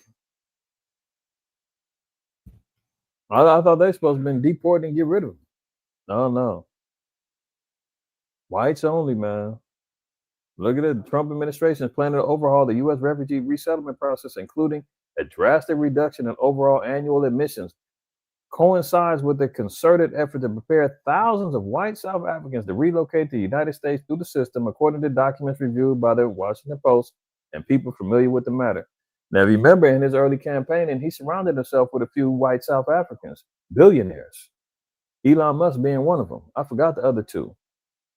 So they already had their vested interest in then rubbing elbows with him, saying, hey, man, look out for us. And they've gone full-fledged with it. They're trying to make America white again, right? We talked about this whole thing some I don't know how long ago, months back at least, about the whole apartheid South Africa thing, and now the white folks is over there acting like they oppressed. And I mean, let's knock it off. But to the rescue, here he comes. He's gonna save them. But anybody else, nobody from Haiti, you not coming over here, even though you're going through hell over there. Mexico, South Central America, West Africa, you name it. No. We need the pure Christian white folks from some South Africa, man. Let them come on over here. Remember, they even changed up the Civil Rights Department in the White House, man. It's being ran by white men now. So good luck with justice there. All right. Listen to this maniac. Speaking with China, Mr. President, on soybeans, are you confident that you'll be able to I want them to buy soybeans. One of the things I want is China's going to buy soybeans. Now, he's being questioned about Argentina, right? Now, Argentina is completely collapsed. Their inflation rate with the dollar is worse than Venezuela. They had that new president over here, Malay, this guy right here. And let's look. Hold on. Let's see. Let's see if y'all. On soybeans, are you confident that you'll be able to I want them to buy soybeans. One of the things I want is China's going to buy soybeans. I want China to stop with the fentanyl. Very, normal things. I don't want them to play the rare earth game with us. He wants China to stop the fentanyl, but he won't go and start no war with them, though, like he's doing Venezuela, right? He can identify the drugs. He knows what they're doing, the whole line, but he ain't going over there. But he's going to Venezuela. Now, hold on. You tell me, does this guy look like he's a descendant of the Inca down there in Argentina, Peru? Does he look like he's a native to the land? Blue eyes, raggedy hair, All right, catch you later, man. Do they look like they're indigenous to the people? Okay, yeah, y'all know. That's they ain't the people. All right. So the question is being posed. See, Argentina's been selling their soybeans to China. So they asked the chump, they saying, hey, you got a problem with what they're doing over there? And he's saying, yeah, I don't want them to buy from China. I want China to get that soybeans from them and all of that. I want China to stop the fentanyl. Now watch how he gets down on this reporter. Build a website you love. See, look at this. With Wix. I ain't playing no damn ad before. I don't want to play it. For your words. All right, let's go. Speaking with China, Mr. President, on soybeans, are you confident that you'll I be want able to them to buy get a deal? soybeans. One of the things I want is China's going to buy soybeans. I want China to stop with the fentanyl. Very, normal things. I don't want them to play the rare earth game with us. But you want them to, but do you think they will make a deal on soybeans? I do and start believe, yeah, taking- because otherwise I'm not going to make a deal. No, I want them to buy. Our farmers have been boycotted by China as a negotiating point. I don't want that. Our farmers are great. And Now you hear him. He said our farmers are great. Farmers been boycotted by China, right? But why are the farmers over here complaining? Cattle farmers, soybean farmers, they're all complaining about how Trump has left them hanging and is seeking imports from other countries. Oh, okay. particular soybean farmers, and I want them to start buying soybeans at least in the amount that they were buying before. And I believe they'll be able to do But it. sticking with soybeans, and when Argentina, you're looking to do that deal with Argentina, the meal swap. So, With respect to beef? are we expecting a beef No, deal? I assume you're talking about beef. Yeah, No, to get beef prices down. The only price we have that's high is beef, and we'll get that down. And one of the He said the only price that we have that's high is beef. Let's take a poll. All y'all that's in the chat right now, if you only got a problem buying beef, everything else is affordable, throw 7 in the chat. If he's a bold-faced lie, throw 1 in the chat. He said the only thing that's expensive right now is beef. So he's saying the only way we can get the beef down is if we import it from Argentina. But what's that going to do for the cattle farmers here? And I see multiple ones. I see you, Aaliyah. There you go. I'm seeing ones. Okay. So the devil is a lie, huh? Okay. So he's saying, hey, the only thing that's expensive is beef. But if I can import the beef from Argentina, that'll solve everything. We can sell it cheaper, so everybody can have some steak and potatoes now. Really? So the cattle farmers here, what's going to happen to them? things we're thinking about doing is beef from Argentina. But my question is, what do you have to say to U.S. farmers who feel that the deal is benefiting Argentina more than it is them, as they are a top Argentina's fighting for its life, young lady. You don't know anything about it. See when she cut him? What are you gonna do about? Well, what do you say to the farmers who say that you're reneging on your America First deal? You're cutting them off so that you can get food, you can get beef from Argentina. What do you say about that? Look, Argentina's fighting for their life, young lady. You don't know nothing about that, huh? Oh, who's fighting for their life? Come on, man. So the Haitians, they not fighting for their life over there right now. Brothers and sisters down there in South Central America fleeing third world conditions, they not fighting for their life. But when you look like President Milei and the rest of them, oh yeah, you can help them. And what's even more deep is I was watching this other video, and it was a couple of Edomites, man, that was breaking it down that this is all illegal, like insider trading and backing. There's some elites who invested in Argentina when Milei got elected, and they were counting on him to turn the country around so they can get their money back. You know, they buy the bonds and they help bail out Argentina in expectation that once Argentina gets on their feet, they give them their money back and they start reaping the benefits. Well, that ain't happened. Argentina keeps falling. So in order for those investors, and I forgot the cat's names, in order for them not to lose their money, America now has to bail them out so that their backers, these elites, the 1% that's calling the shots, has got their hands up this dude's two butt cheeks, controlling him. In order for them not to lose their money, they got to bail them out so that they can get back the money via that. You know, these powerful banks that's drumming up the money, printing up the money, like this is how they getting. This is why they bailing out Argentina and not any other these other particular countries that need help. Because he can sit back and say, well, they're fighting for their life over there.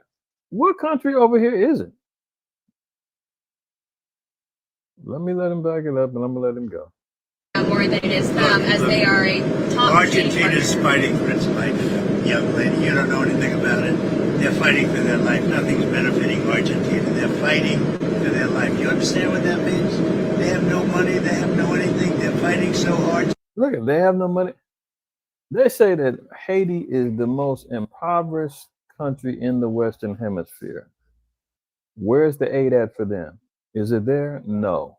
Why? Because they don't fit the complexion for that connection, and they don't have the political ties with America. They ain't bound down, right? You've got what's the name of that reservation in North Dakota? Shoot, I forgot the name of the reservation. There's a particular man. I used to have that thing on the top of my head. It's a reservation in North Dakota. It's like the most impoverished place in America. I hate that I can't remember.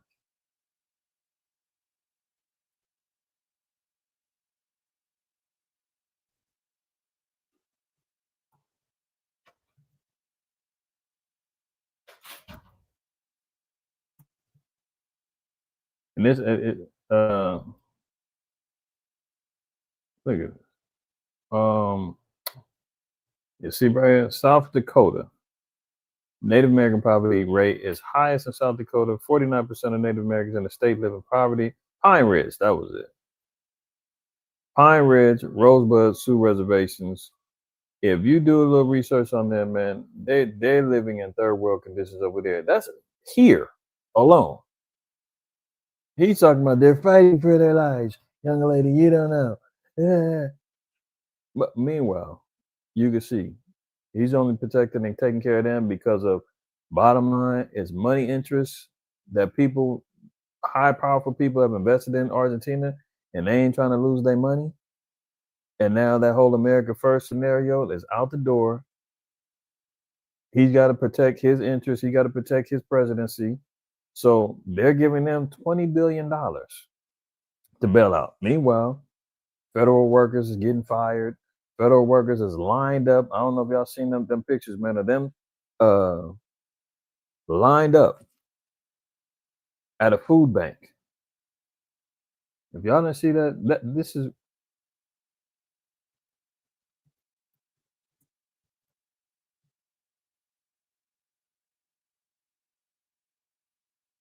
federal workers lined up at the food banks. Let me see if I can find it. Here goes one right here. Federal workers lined up at food banks ahead of the first missed payments, the furloughs. Let me see if I can find it, because I don't want to spend too much time. I'm just moving in the spirit on this one. But there was one particular picture. I think it was on X or somewhere, but they had a gang of cars lined up. Food bank is already saying, man, they about to run out of food. But anyway, if y'all ain't found it, or you know what I'm talking about, then you picking up what I'm putting down. But anyway, you see the videos here. This is just for the federal workers. And he's talking about, I'm going to give $20 billion to Argentina, man, bail them out. This is what's going to cause people to really get turned up and like, man, the hell with him. He ain't going to look out for us. You know?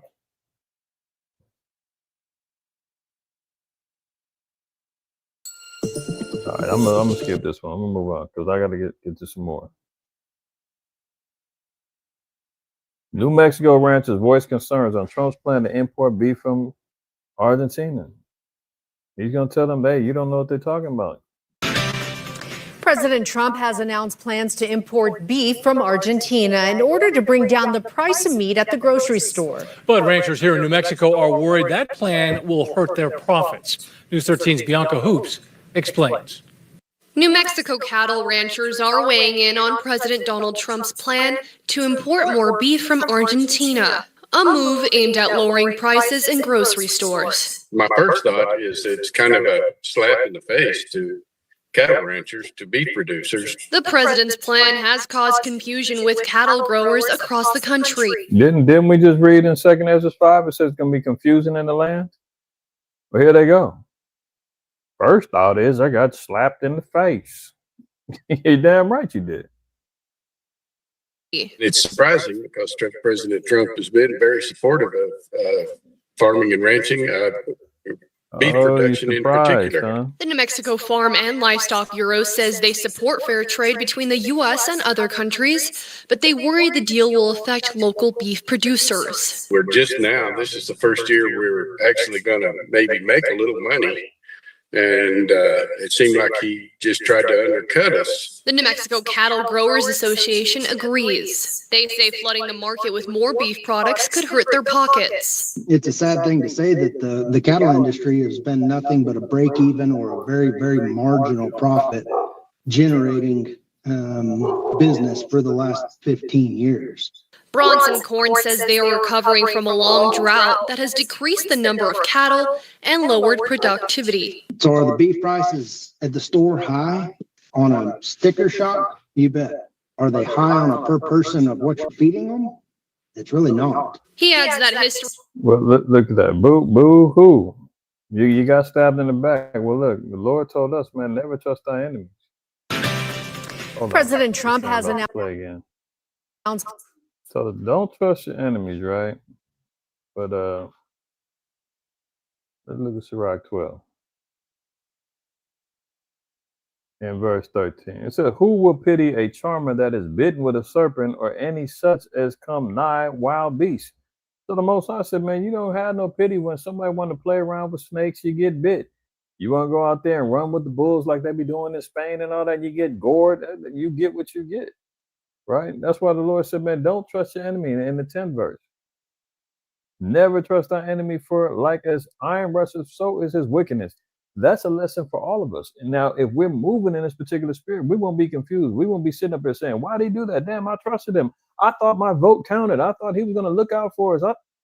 You thought wrong. Now they're sitting back having buyer's remorse like, oh, well, I'm surprised. I thought he was going to look out for us. I thought, no.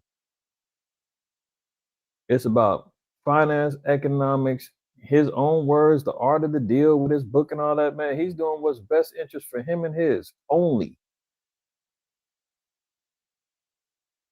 Look at it. You wonder why? Hold on. $250 million. He's tearing down the damn White House. Demolishes the White House East Wing to build a $250 million ballroom. He's doing renovations on the White House, $250 million, and got his own federal workers in food lines. This is what you call a damn dictatorship. Remember when we talked about Elagabalus, Roman emperor, man, that was enthralled with lavish gifts and loved little boys and all that other stuff? Like, this is the same spirit that's rising up on a guy like this. Gold throughout the White House. Meanwhile, everybody, this is in the middle of the hood too in DC, right? Everybody outside the damn hood is getting patrolled with damn troops on the streets. Remember that video I showed where they was in DC? Cats was chilling on their porch and ICE rolled through on them. What you smoking on? What you doing? Hey, tell all your people, man, we're here. Trump's done laid down the law. Blocks from the White House. And he's in his palace, man, with gold and extending and doing renovations. $250 million. You think that money could go somewhere else? LA still got the tent cities all over the damn place, man. Skid Row looks like a bomb hit it.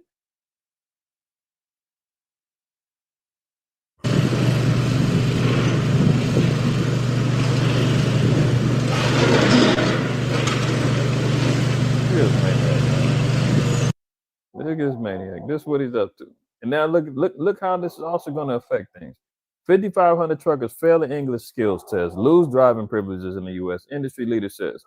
So now they're talking about 5,500 truckers that are importing and exporting things and traveling and doing all this work.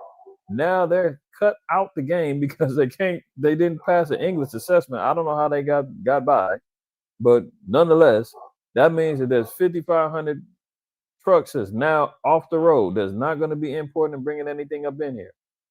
or traveling, or it's going to delay deliveries, stocking up of things, this, that, and the third. Right? Oh, but don't worry, the AI self-driving trucks is on the way.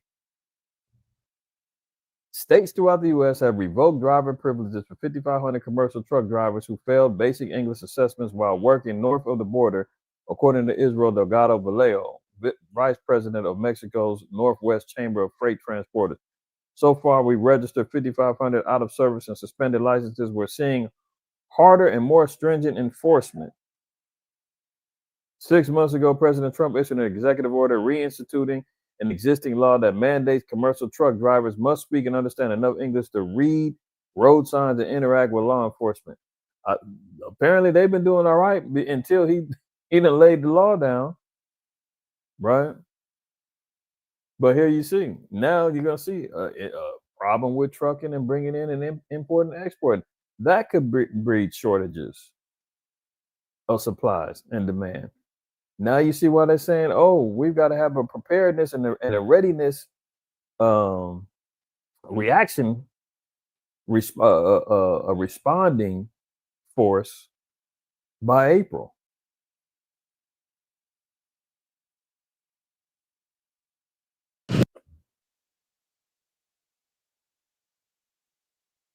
As the government shutdown continues, the U.S. Department of Agriculture has announced a hold on SNAP benefits for the month of November. Fox 43's Matt Kleindenz looks at how many families could be impacted by the funding delay. Food banks across the region are staying prepared as the government shutdown threatens to affect food assistance programs. Food is really just such a fundamental thing for life. This week, the U.S. Department of Agriculture sent a letter ordering state governments to hold all November SNAP payments. So now I missed that part. They said the letters have already gone out that November is going to be withheld. So even if a government shutdown does end, say Thursday, Wednesday, next week, whatever, them benefits in November still ain't coming. They're going to have to reassess, get the budgets done, reenact the departments, do all the other stuff. So it's going to take a little bit of, it may take a minute before that they even get it cracking again. So we know for sure, according to this, November is out. Let me make sure I didn't miss that.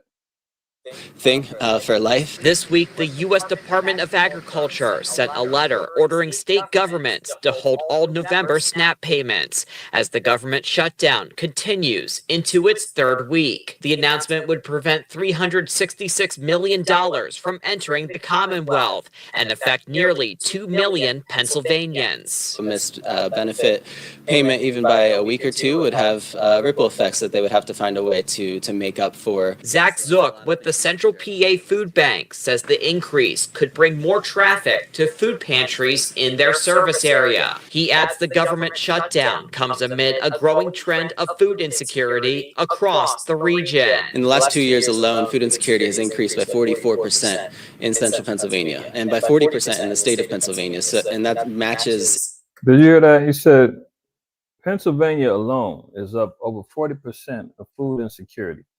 That's just the one state. That's happening in Mississippi, Colorado, Florida, LA, all over the place. Increases seen nationally. In a statement, the Pennsylvania Department of Human Services placed the blame on congressional Republicans for the pause in SNAP payments, saying, quote, Congress has the ability to prevent the harm this will cause to Pennsylvania families and small businesses, and we urge Republicans in Congress to reopen the government and protect vulnerable Pennsylvania. See, here they go. They're saying the Republicans are blaming the Democrats. We voted 12 times. They keep turning it down. Oh, and the Democrats are saying we voted them. We're saying we want the health care to be taken care of, and they're playing these damn games. Meanwhile, $250 million reconstruction ballrooms about to get set up in the White House, and $40 billion. They said $20 billion, but they said that they're getting ready to give an additional $20 billion. From a private bank or something like that to Argentina. So they're about to get them $40 billion. billion, as Trump would say, billions of dollars going out, right? But you're going to see people here starved out. Pennsylvanians at risk Just for the because run. Now, look at this. They said this government shutdown could be the longest ever. It's already the second longest. Maybe running until Thanksgiving. Oh, how tragic. People going to miss out on their Thanksgiving. So you know these Negroes and Hispanics, man, these zombies, they're going to be acting a damn fool. If Christmas gets canceled, Thanksgiving get canceled, they're going to act a damn fool. They can't get their spiced hams, and they can't get their turkey, and they can't get their stuffing, and their mac and cheese, and black-eyed peas, and every damn thing else that they love to shove down their throats. You can't get it. All of a sudden now, all hell's going to break loose. They're already, see, you got to see, they're already putting it out there. Get ready. This is why they out here in the dang panic now. Oh, hell no. Ain't not my Thanksgiving. I need my gravy and biscuits. Big Mama do. They are already telling you, get ready. It's gonna last at least to Thanksgiving. We just heard them. They said letters have gone out. November's benefits are canceled. Canceled. And that's right. All praise to the Most High. Cancel these damn heathenistic, damn pagan customs, man. We've been trying to do it for years. It takes a white man to cut off your damn food cards to get you to stop and wake up. Well, good. Good. Let's move on. U.S. states warn food aid benefits will halt if benefit shutdown drags on. We know that. So they talking about over 40 million people is going to get hit with this. Now hold on. Here go the zombies right here. Look at them. Here they go. everybody going around saying that motherfuckers can't with the cart. Now you see this one right here. I know she's an actress. She's a provocateur. She's acting. She's too animated. She's trying to do it for the views to go viral. Watch her head moves and everything she got. Saying that motherfuckers can't with the cart.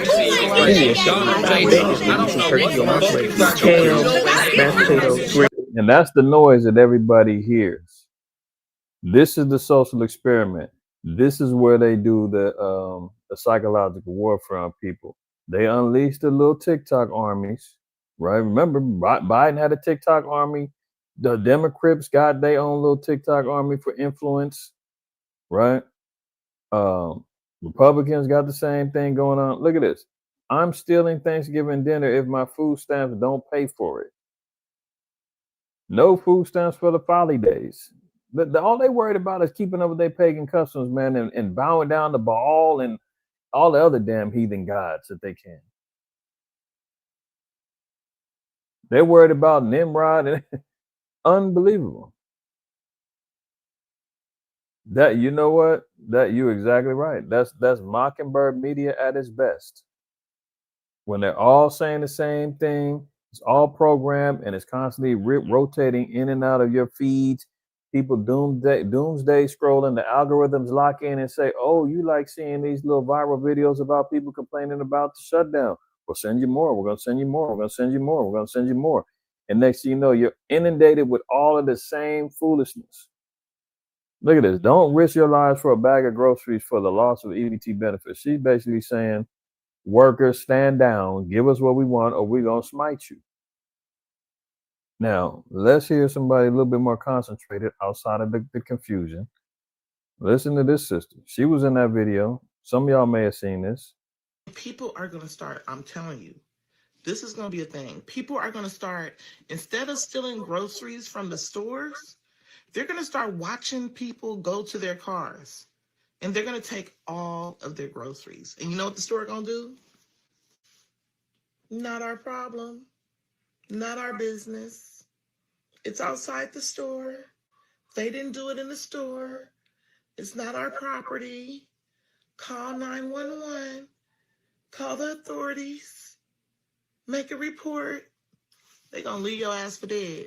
And people are really going to be stealing people carts of groceries out of the grocery parking lot. I'm telling you, it seems like it's headed that way. Now,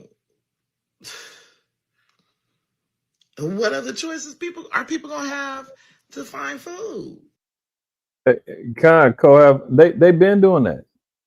Remember all of the smash and grabs that was going on during COVID? People was, especially when you can wear a mask and a hood and look normal. That was a normal uniform for everybody to wear a mask and some shades on and a hood and look like you're protecting yourself. But meanwhile, that was a whole damn outfit for a criminal. People running up in everything from jewelry stores to grocery stores to CVS, Walmarts. They're still those places are still reeling. CVS's are still closing right now. Walgreens is still closing right now because of all the losses that they took. That's been going on. But here they are hyping up a whole new reason to have organized chaos.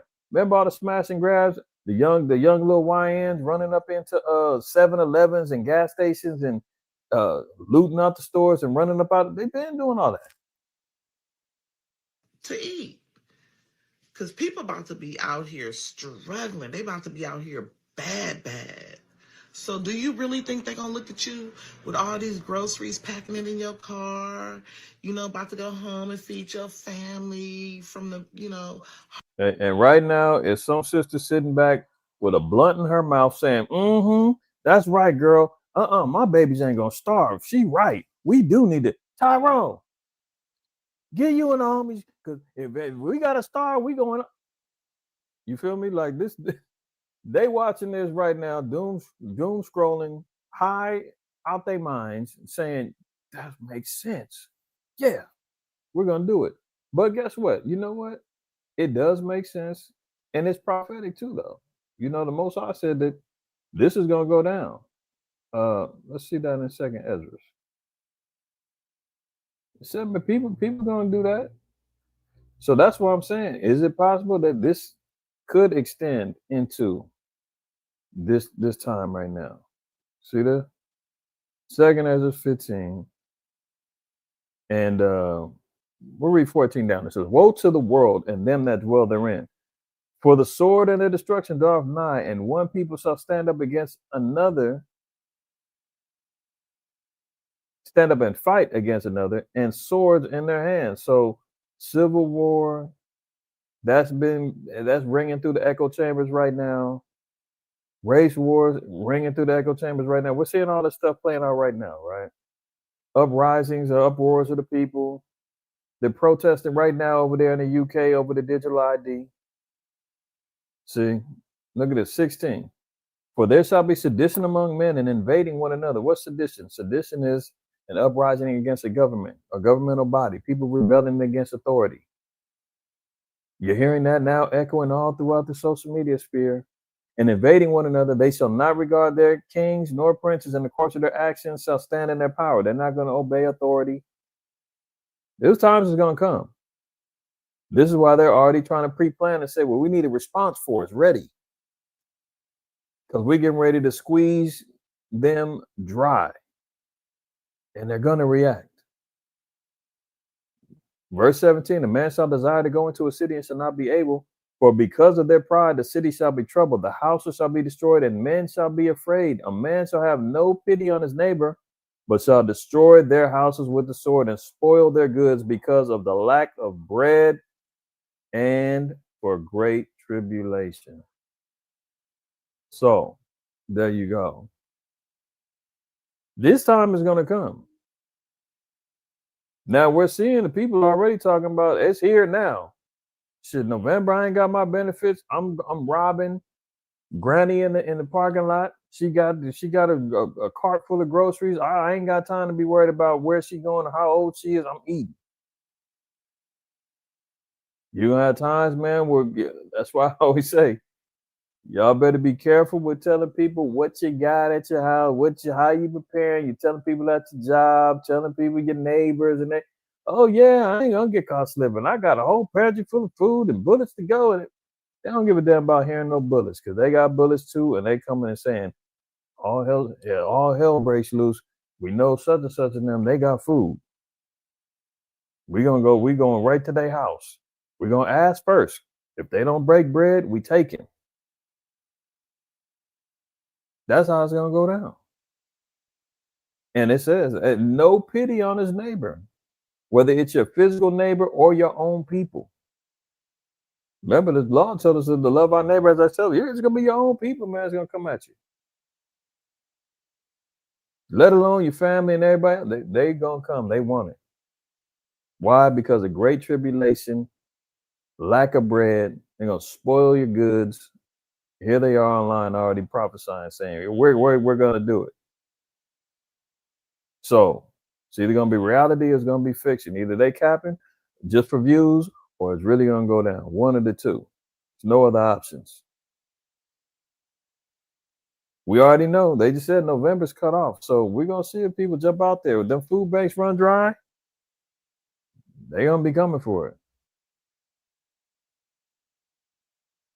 Now watch this. Listen to this clip of Chuck Schumer calling for a forceful uprising. I kid you not. People should be forcefully rising up against this, speaking out against it. Okay, so that was the most prominent elected Democrat in America calling for a forceful uprising. Those were the words. Now, mind you, he said he's the most prominent voice of the Democrats right now, saying there needs to be a forceful uprising. For what you see, look what they got you going through. It's the Republicans' fault. They're the ones that started the shutdown. They're the ones laying off. They're the ones firing jobs. They're the ones that getting you evicted and cutting your SNAP benefits. They're the ones. You need to do something about it. See how these little weasel damn devils, man, they get in your ear, tell you what you should be doing. Meanwhile, they're the ones who really started it off. And see, then you get these talking heads on there. Listen to this clip of Chuck Schumer calling for a forceful uprising. You've got, and I shared this before, look at this. You got what's known as a Judas scope. Because you got people on here that's on social media, that's promoting and telling everybody what they should be doing and what they're going to do. Meanwhile, they ain't going to be the ones out there doing it. They're trying to motivate and get people to react and get out there and do it. Why is it so small? You got a scenario called a Judas goat, right? A Judas goat is a specially trained goat that leads sheep or other livestock to a specific destination, often to slaughter, while its own life is spared. You're gonna have plenty of Stephen from Django's. You're gonna have all of them that's telling everybody what they should do. All them talking heads, all them social media people on there talking about, yeah, we're gonna get out there, we're gonna stop me. I'm gonna whack you upside the head with my helmet. You should spare your own life because I'm eating it. Meanwhile, they ain't gonna be out there doing none of this. It's gonna be the ones who's really out there suffering, the ones who's really out there. Because why I say that? Because they're gonna get a little bit of money from them damn TikTok streams that they getting. They getting some money somehow, some way. That sister that was screaming, talking about, you gotta take care of my kids.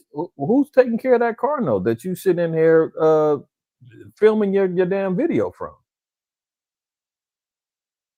You see, they're utilizing these particular people, man, and the algorithms are boosting it to influence the mind frames of the people, right? But these same people, they ain't gonna be the ones out there doing it, leading the charge, but they're going to lead the sheep into destruction. This is why the law tells us, Exodus 23. What's the law tells us? Thou shalt not, Exodus 23:2, thou shalt not follow a multitude to do evil. Neither shalt thou speak in a cause of decline after many rested judgment. Now, don't get me wrong. Even the scriptures say nobody despises a thief if he steals because he's hungry. But if he gets caught, he's got to pay back sevenfold.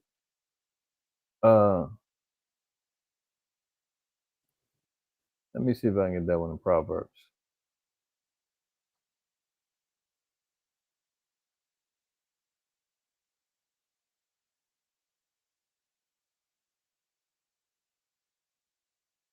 Yeah, here you go. 6:30.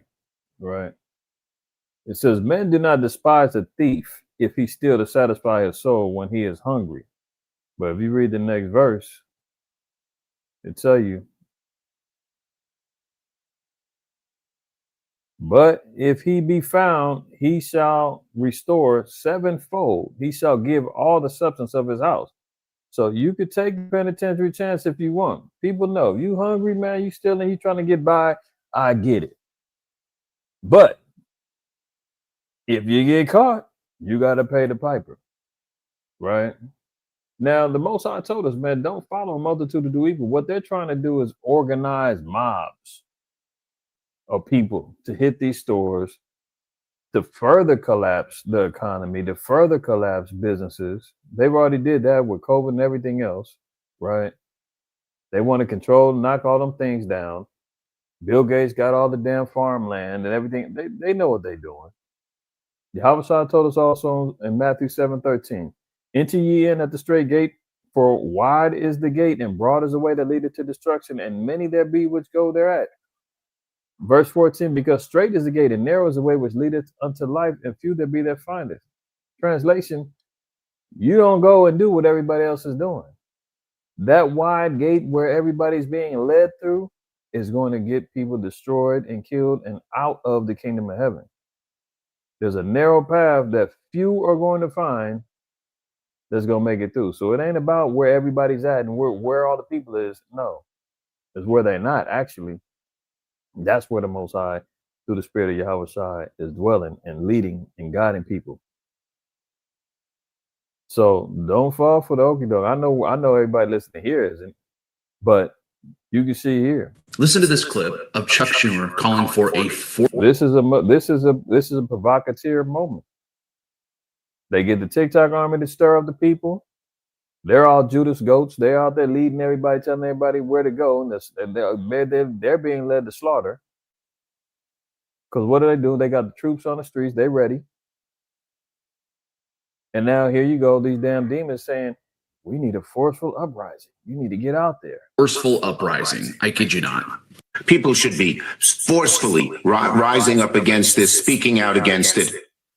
Okay, so that was the most prominent elected Democrat in America calling for a forceful uprising. Those were the words that he used. The last time we saw a forceful uprising in this country, the Confederacy fired on Fort Sumter and the Civil War began. That's a lie. That was January 6th. They just did that, a forceful uprising. What's he talking about? And the left are calling for that again. We're serious. And we know that sensible people right now are probably rolling. See, he's politicized. He just lied and said that the last time there was a forceful uprising was a damn civil war, which is what they're all, proclaiming is ready to hit the fan anyway. But we just seen January 6th, that whole insurrection. That wasn't a forceful uprising? What are we talking about? But that was because they were all MAGA and all that other stuff. You can't say that because he's controlled. Anyway, let's move on. Their eyes. Look, locals are leaving. Permits are few. Malibu is suffering a post-fire identity crisis. We talked about this when they went down.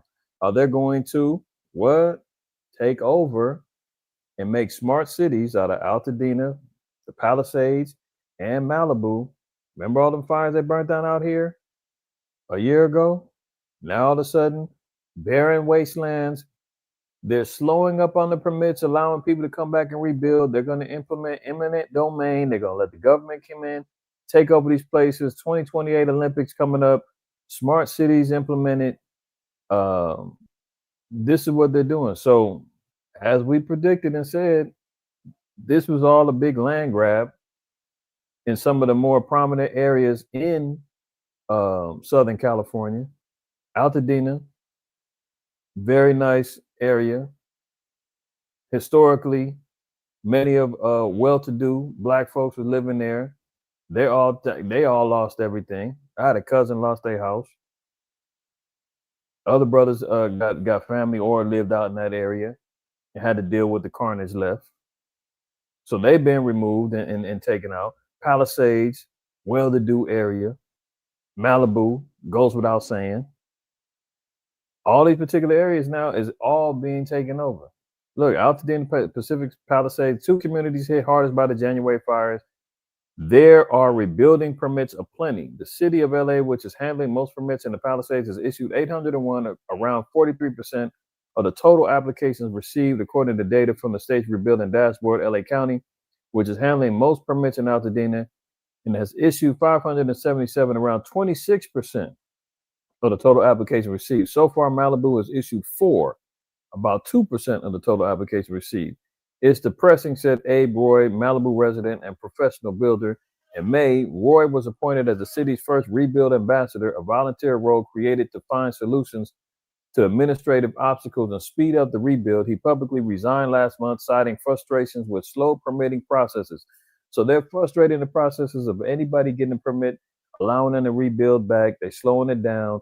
They're trying to let the city come in and buy up. I know there was a few lots in Palisades that the city was buying up, and they were going to build affordable housing there. And the residents there was in the uproar, like, heck no, that ain't what we had here first. We want our houses back. We want our, stores and stuff back. And the city's like, hey, you ain't got the permits for it. We do. So that's how they coming in and they knocking that whole thing down.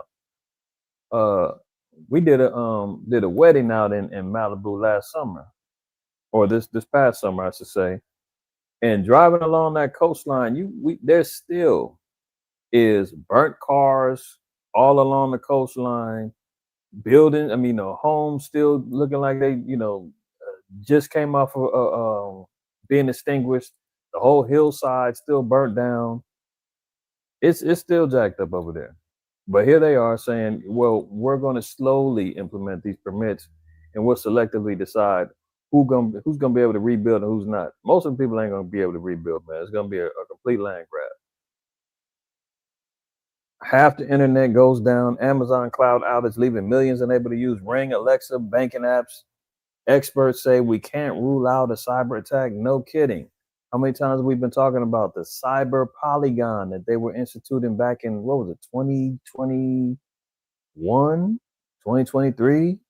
You don't remember that? Look it up. The cyber polygon. They were talking about doing cyber attacks to test the infrastructure of the internet and all of that, right? And this is why you can't trust this beast system, man, because at a push of a button, you can lose it all, from your finances to the security of your house. You name it. People couldn't tap in the Ring, Alexa, the banking apps. We've seen banking collapses hidden everywhere from Thailand to here. People getting locked out of their accounts.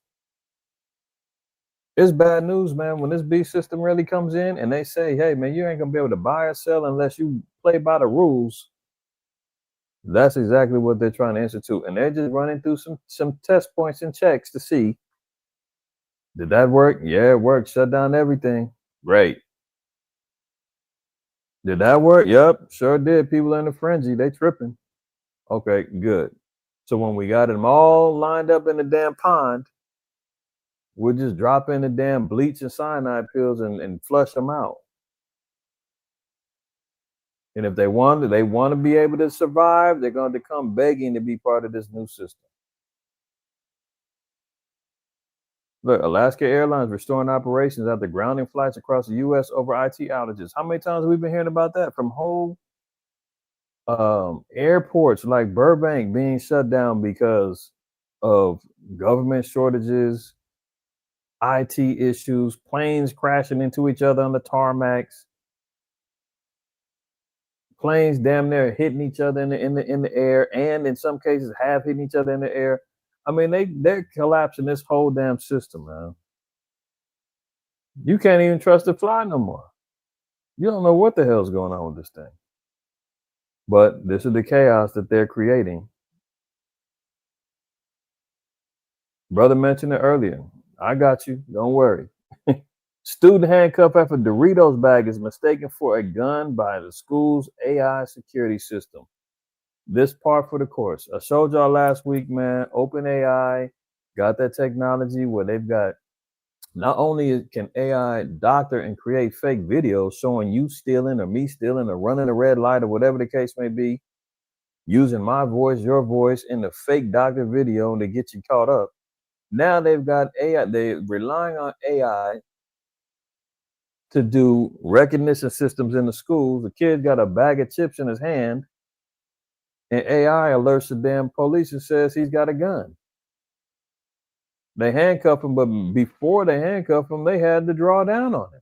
Armed police came and searched him. Now imagine if they were some paranoid, freaked out cops that showed up and had to shoot first, ask questions later mentality, man. Little dude would have been smoked over some damn chips. Armed police handcuffed and searched a student at a high school in Baltimore County, Maryland this week after an AI-driven security system flagged the teen's empty bag of chips as a possible firearm. Baltimore County officials are now calling for a review of how Kenwood High School uses the AI gun detection system and why the teen ended up in handcuffs despite school safety officials quickly determining there was no weapon. They made me get on my knees, put my hands behind my back, and cuffed me. Kenwood student Takai Allen told CNN affiliate WBAL, describing what happened Monday evening when police arrived at the school while he was waiting with friends for a ride home after football practice. This is how you see, man. The eyes and ears of the beast system can't be trusted because guess what?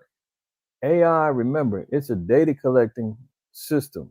The more you feed it, the more it knows, the more full it gets.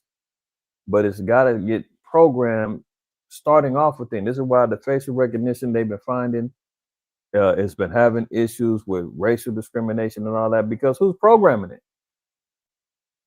The same paranoid, racist people is creating AI saying you got to watch them.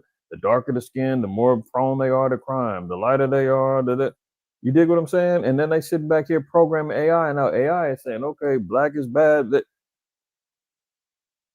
He's black, he's got dreads, and he's got something in his hand. I've been programmed through my data collection that that's a possible threat. Call the police. Then you got them making the fake videos and the AI doctor stuff and all this. I mean, it's beyond Photoshop and all that now. I mean, everything is digitized. You can't tell what's real, what isn't, man. We're in a real matrix. Now the little dudes, man, he got to deal with the trauma of getting accosted by the police over a bag of chips because the mouth of the beast said, your chips is a gun. Can't trust nothing nowadays, man. It's all bad out here, man. Stay prayed up like we said from the beginning, right? All praise, honor, and glory to the Most High, White Howard side, man. Salute to the family that's in the house, everybody that's been tapping in, contributing. Appreciate all of y'all, right? Anybody I missed, I didn't salute when I came on in here, man. Allah Kabar, salam to you, man. Sister Leah, salam to you. Mama Khan in the house, salam to you. Who else I miss? Sister Abby, salam to you. Princess Erica in the house, salam, salam. I see my man, who I see up in here earlier? Asriel, salam to you, man. Preferably you and the brothers is good. Down there in Georgia, right? Other than that, man, I'm gonna get on out of here, man. All praise, honor, glory to the Most High, White Howard side. We're gonna have a closing Shabbat class around 4:15. Tap in with us, and Lord willing, we'll see you then. Until then, man, always remember, fear the Most High, keep the commandments, don't shoot the messenger. Shalom.